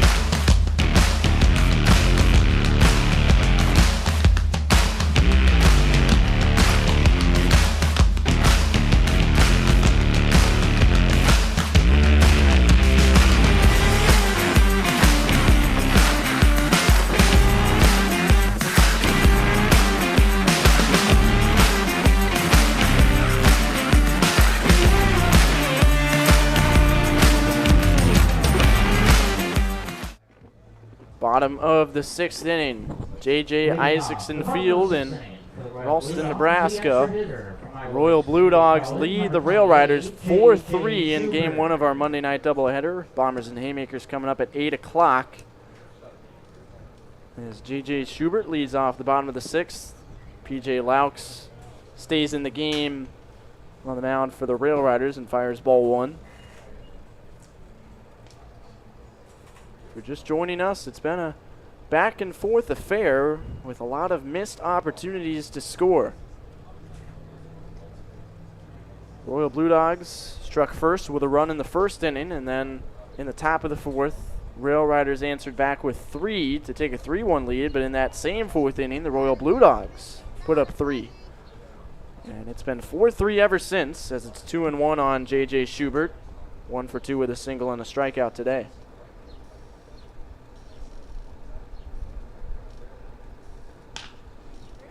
Cue shot to second base, charged by Chandler, and he throws in time for out number 1.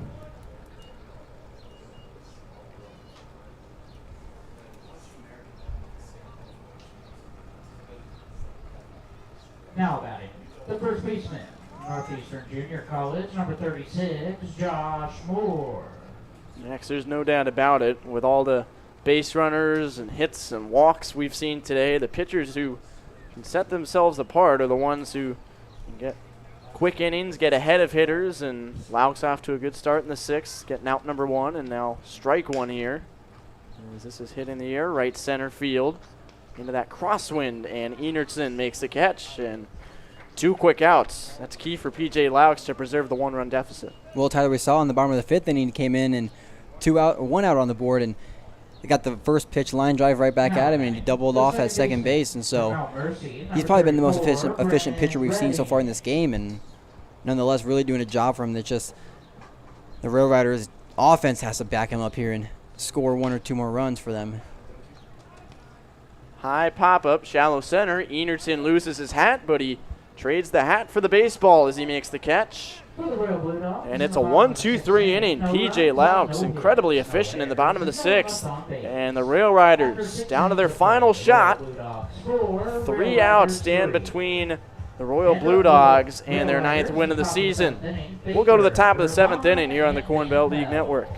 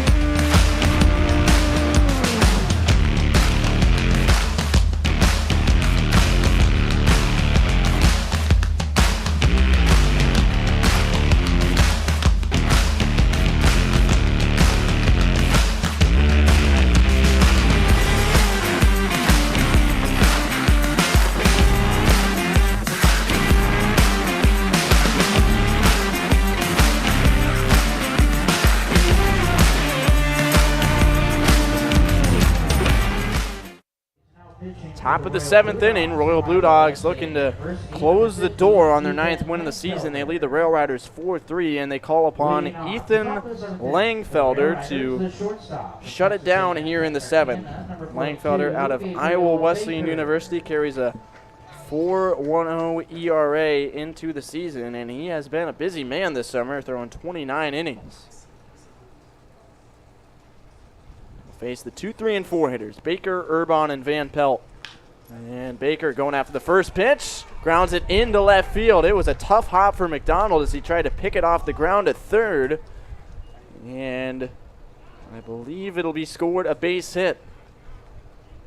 Gabriel Baker, the tying run is on to begin the seventh. And Langfelder on the bump right now.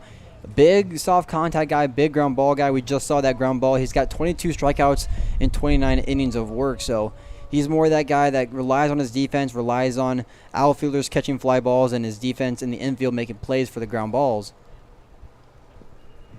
Blown away, ball one to A.J. Urbon. Langfelder's longest outing of the season is against the Rail Riders in his start back on June 28th. Went 5 innings, now in 2 earned runs. He walked 6. Still just those 2 runs. So he knows how to work around his own commands sometimes. He fires a pickoff move late, 1-0, and we saw during his warm-up pitches between the bottom of the 6th and the top of the 7th, he fired one way over the catcher into the screen behind home plate. So we'll see how he looks going forward. Back-to-back throws over on Baker, who has a stolen base. That was back in the 5th inning. Really keeping a close eye over on Baker at first base. Baker keeps getting a pretty healthy lead, so that might be why Langfelder's really picking over there quite a bit. 2-0 the count on Urbon, who's 1 for 3 with a single. Single extended his hit streak to 4. And he hits this one foul to the left side. 2-1.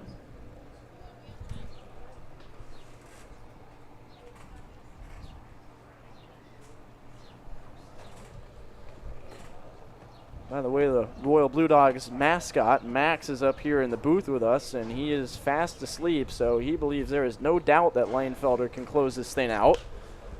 This is pulled down the line, hit well but foul. And it's 2-2. 2 Maxes in the press box tonight. Yeah, there we go. Love to see it.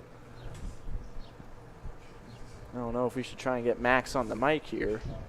Talking about the dog Max, but I don't really know how well that would go down, but you know. We've gotten him on camera time and time again this year. So I'm sure he'd handle himself well as this is pulled down the line, foul. Still 2-2.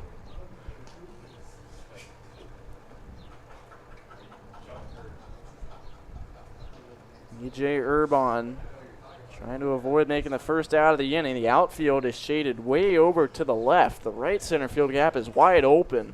So if he strikes something well toward that alley, it is tying this game with almost no doubt. Right side of the infield open as well. With Moore holding the runner at first. In there for strike 3. Off-speed pitch comes down from above the zone and catches the strike zone and catches Urbon looking for strike 3. 1 away. Big time strikeout right there for Langfelder. Puts one on the board here and now. Really puts the double play ball in great depth here. He's got the middle infielders really squeezing that middle up there. Really hoping to get that ground ball and end this game. Van Pelt watches ball 1. He has been thorn in the Royal Blue Dogs side today, going 1 for 2. Another 1 for 1 with a single and 2 walks. He's given Braden Artzer, arguably the fastest man on the team, an opportunity to pinch run 3 times, and he's stolen a base and scored a run. 1-0 the count. Langfelder on the mound. Runner takes off, pitches low and in for a ball, and a stolen base for Gabriel Baker. The throw came in on a bounce, and Ikarashi had no chance to get the tag down in time. He did well just to receive that baseball. Now Baker moves into scoring position with a 2-0 count.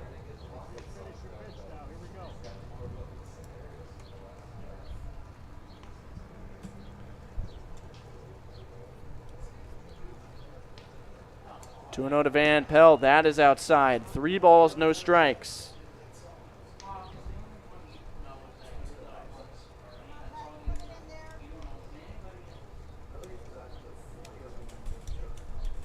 See where Langfelder goes here. And he goes off speed and finds the strike zone. 3-1. Cedric Dunwald is on deck. He is 0 for 3, one of the few Rail Riders yet to have any success at the plate today. 3-1 pitch. Just misses the zone. Van Pelt was leaving the batter's box almost before the pitch even came in, and he works the walk.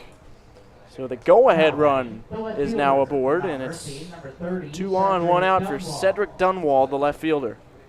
You have Braden Archer going out there at first base as a courtesy runner. So now you have tremendous speed on the bases. I've already seen Baker steal 2 bags. Archer leads the team in stolen bases with 14.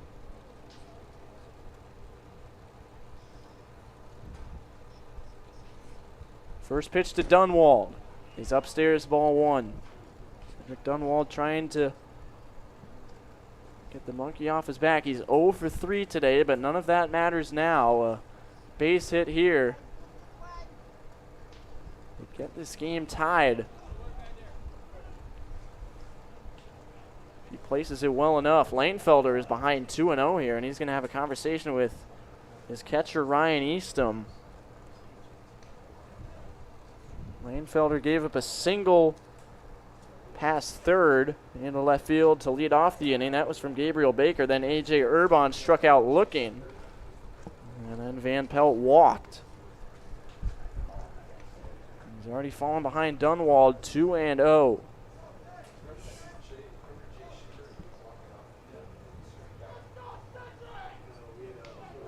Final game of our triple header yesterday. The Filth Ballers went to extra innings. And this one has a chance to do the same. It's 3-0 now on Dunwald as Langfelder's trying to find that command. He's made some good off-speed pitches, but that fastball just isn't there.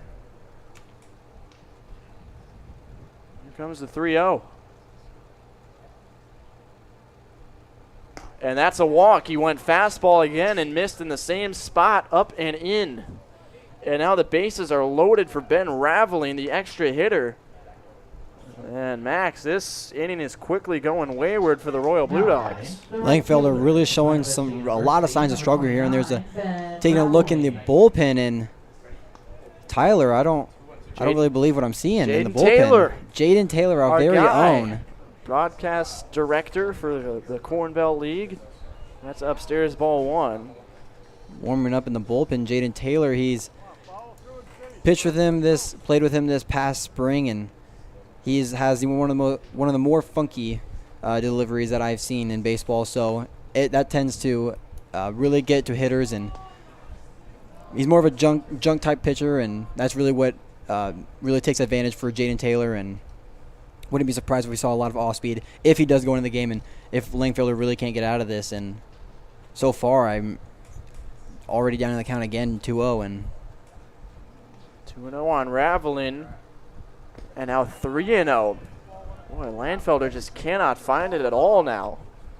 Back-to-back walks, and he is one bad pitch away from a 3rd consecutive base on balls. Raveling has a walk, a single, a run scored, and a flyout today.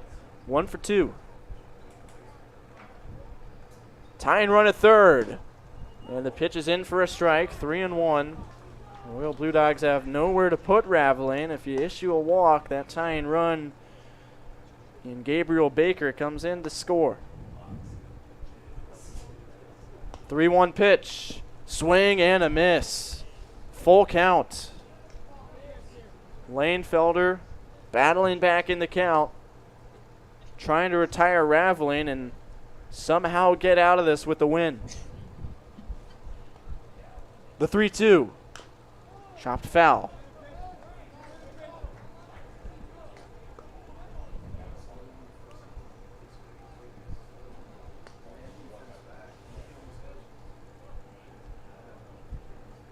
And Raveling hitless coming into the game with runners in scoring position on the year, and he takes one up near his head. It's ball 4, and it ties the game. 3 consecutive Langfelder walks, and the Rail Riders have tied it in the 7th inning at 4. And Langfelder really has just struggled all this 7th inning and cannot find a break. He's got one out on the board, just cannot find anywhere near the zone, and that's been the biggest struggle for him today, and really seems like the biggest struggle for all Royal Blue Dogs pitchers, and really just not being able to find the zone. Evan Heeb came in the game, started the game, not doing that bad of a job, had that one struggled 3rd inning, and then you brought Braden Bach in the game and had 5 walks on the day, and now you have Langfelder in here and really just walking the house. High strike call, 1-1. Jaden Taylor has left the bullpen and gone back to the dugout for the Royal Blue Dogs. It's 1-1 on Garrett Globe, who has a strikeout, walk, and RBI double. And he hits this one toward left center field. Can Jones get there? He can't. It's down for a hit. And the Rail Riders have taken the lead in the 7th. RBI single for Garrett Globe. His 2nd run batted in today, and it's 5-4 Rail Riders in the 7th. The Rail Riders really just exploding here in the top of the 7th inning. Now batting, the extra hitter from Wayland Langfelder Baptist, really number just 31, Garrett Dethridge. nothing going right for the Royal Blue Dogs in this inning. And I mean, you take a look at before the game, they were up 4-3 going into the 5th inning, and then it's just this last inning coming in here. It's just you got to go back to the walks. That's got to be the biggest problem. And you see Jaden Taylor still out there warming up on the mound, and you got to think of when are they going to bring him in? If they're going to let Langfelder keep going, and still bases loaded here. 10 walks issued today by the Royal Blue Dogs, as that's fouled back by Dethridge. 1 ball, 1 strike. Dethridge is 1 for 2, a walk, a 2-run single, and a fielder's choice.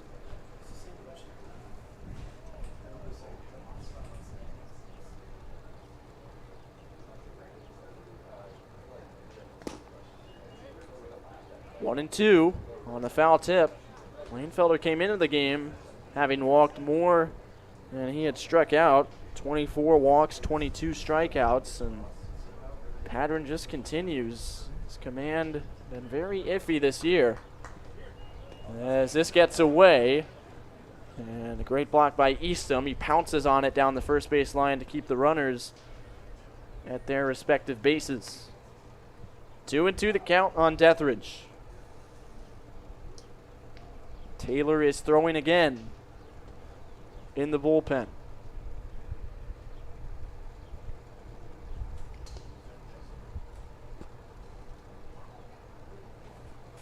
Two-two pitch. Dethridge hits this one high in the air, and there will be no play. It's up on the roof of the Royal Blue Dogs dugout. Still 2-2. Langfelder's really got to do his best here to get at least one more out on the board. You got a 2-2 count here. You can't let any more runners come in to score, especially now you're being down 5-4. Boy, this game approaching 2.5 hours. A long back and forth game filled with base runners. 2-2 the count. Langfelder facing Garrett Dethridge. And he misses up and in. 3 balls, 2 strikes. Dunwald at third, Raveling at second, and Globe at first. And Taylor has again gone back to the dugout. And he's standing by the entrance to the field. 3-2 from Langfelder. Swing and a miss. Big strikeout on Dethridge. And now Nolan Chandler will bat with the bases loaded and 2 out. No, we have a pinch hitter here. We have Whit Rogers. Whit Rogers is coming up, okay. So Chandler, who had gone 0 for 2 with a couple strikeouts, will be replaced by Whit Rogers, one of the best bats the Rail Riders have off the bench. So it'll be a courtesy runner as well. Spencer Lamond at second base for Ben Raveling. Whit Rogers also one of the best fan favorites here in the Corn Belt League. Yes, he is. We've seen him dancing outside the dugout this year. He is something else, having fun with our camera guys down the baselines as it's 1-0 on him. from Midland University, number 66, Spencer Whitman. Wouldn't be surprised if we saw a pitching change if Langfelder somehow lets Whit Rogers get on base here. Rogers knuckles that one. It's fair. Tough play. It's bobbled by Langfelder, and he drops it. 1 run is home, and now they've got 2 men at third base, but they throw it away. And this will score 2 more. 3 score on the play, and it's 8-4. Rail Riders on an absolute disaster from the Royal Blue Dogs. Just when you thought that play was over, it just somehow got worse for him. Now we have a meeting at the mound, and I wouldn't be surprised here if we saw Jaden Taylor come in to pitch, our very own. And we are going to see that, I believe so here. 8-4 Phil Ballers, a 5-run 7th inning for the And Rail Riders. we have a pitching change here, and it is going to be Jaden Taylor, Tyler. Jaden Taylor's coming to the mound. So Langfelder had the 3rd out in his glove. And there you go, Jaden Taylor, the head of broadcasting operations at the Corn Belt League. You see the numbers. Taylor graduated West Side this past year here in Omaha, and he's headed to Arizona State in the fall. And he will get the baseball, trailing by 4 with Whit Rogers at second when we come back.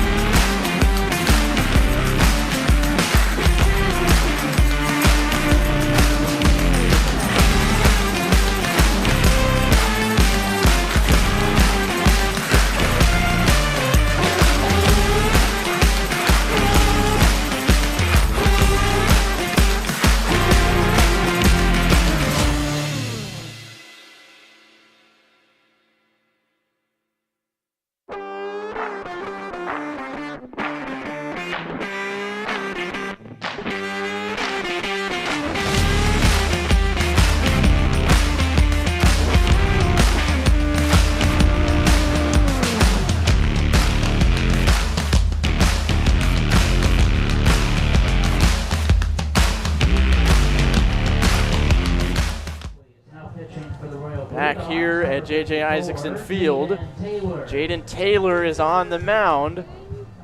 Corn Belt League broadcasting director. Tyler, do you ever think you'd be saying Jaden Taylor is on the mound in the Corn Belt League? No. I mean, he was just sitting next to me directing and producing yesterday when I was calling the triple header. He's like Shohei Ohtani, but with broadcasting. I mean, you're doing the same. You're doing the same thing in the second game. You might not pitch, as there's ball 1 upstairs to Cole Ryan, but you're going to be suited up for the Bombers when they take on the Haymakers at 8 o'clock. Cole Ryan at the plate. 5 runs for the Rail Riders in the 7th inning to take an 8-4 lead, and Taylor, some good two-seam action there on the outside, 1-1. Jaden's really just got to do his best here to get 1 out. They got to get the Royal Blue Dogs back in dugout here. We came into this 7th inning with the 4-3 lead, and now they're down 8-4. You just got to think of what really went wrong, and the biggest thing is those errors. Yeah, what went wrong was Langfelder. Yeah, 2 errors on the same play. Langfelder had a ground ball toward first. He had time to make the play, but picked it up and never had a grip on it. Just kept bobbling it and bobbling it, and Rogers reached at first. This has popped up. And then a throwing error scored 2. Catches made at second. And a disaster for the Royal Blue Dogs in the top of the 7th. The Rail Riders take a 4-3 deficit and quickly turn it into an 8-4 lead. And Royal Blue Dogs will try and mount a crazy comeback in the bottom of the 7th when we return on the Corn Belt League Network.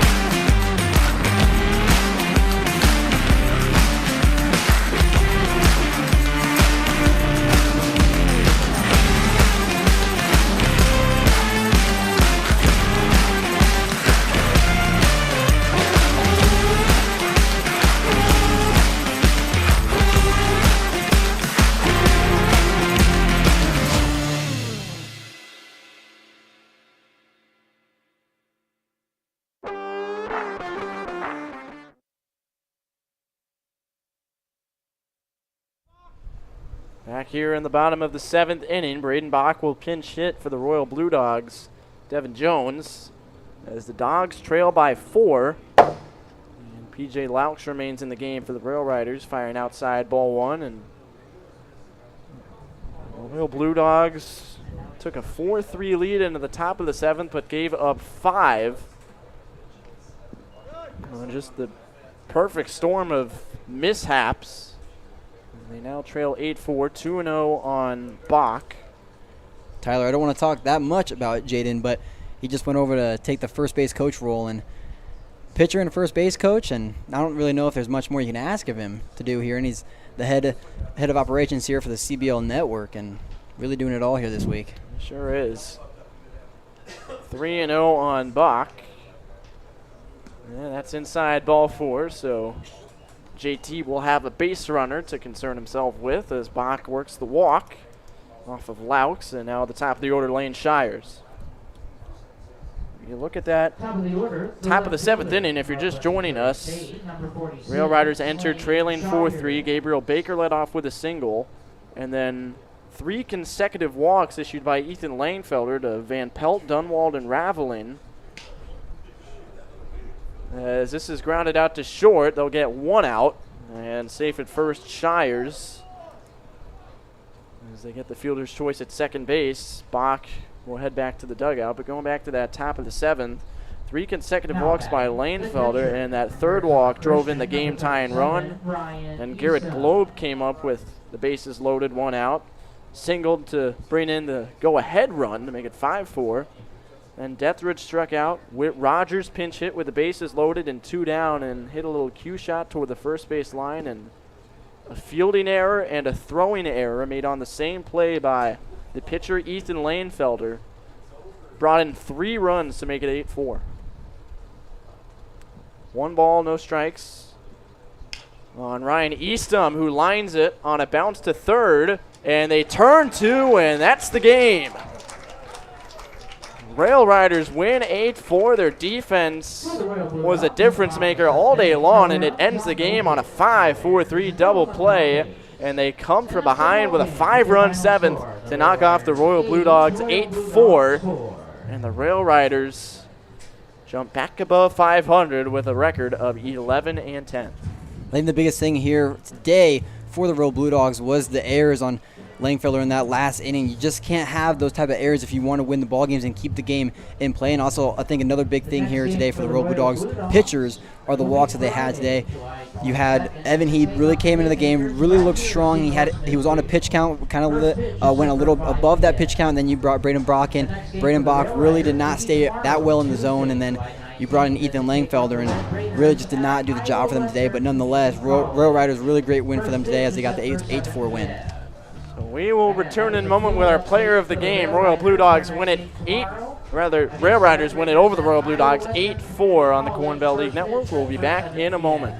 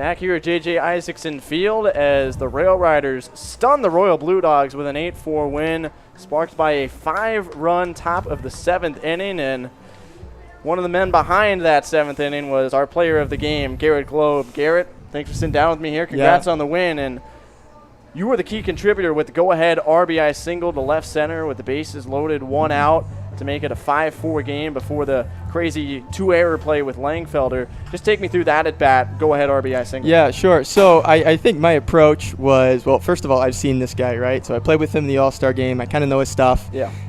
Almost hit a home run off his slider a few games ago. So I kind of knew I needed to sit back. Obviously, he wasn't throwing with the same kind of velocity the previous guy was. So just getting up in the box and seeing something I like right away, right? He threw a high one right away, and so I was like, okay, he's going to try to get it down.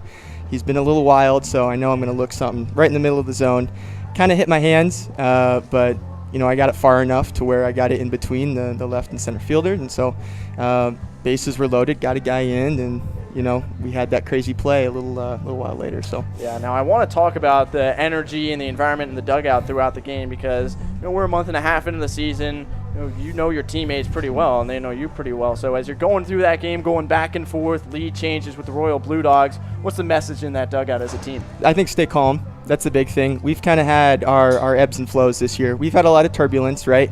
You know, we didn't start the season all that hot, right? And really right now we're only fighting for 4th place. So, and ideally we wanted to be up at the top with the Filth Ballers. But, you know, I think the message that we've just been telling each other is, you know, be excited when you're on the field. You know, really want to be there. Baseball only lasts so long, so have a lot of fun.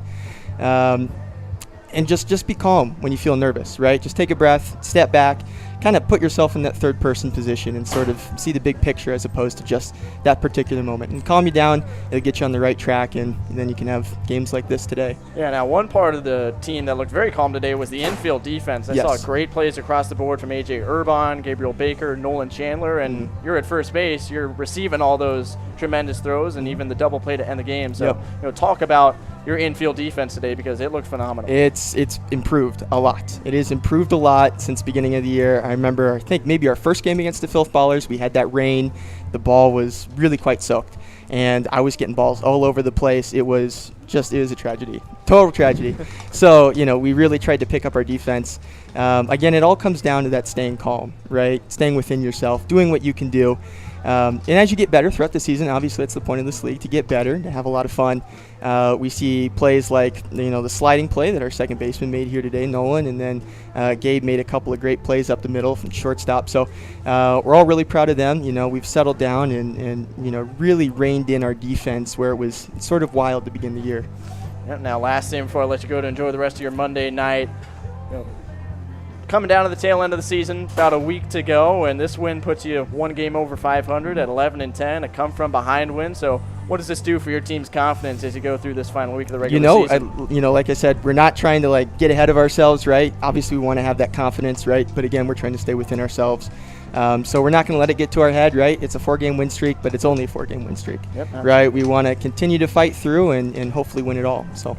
Yep, absolutely. So Garrett Globe, our Kelly Supply Company player of the game, he drives in the game-winning run with a single in the 5-run top of the 7th inning, and it's an 8-4 victory today for the Rail Riders. They take down the Royal Blue Dogs. Stay with us for our 8 o'clock game, the back end of our doubleheader, as we'll get the Bombers and the Haymakers playing each other for a second consecutive day at 8 o'clock. Thanks so much for tuning in. Enjoy your Monday.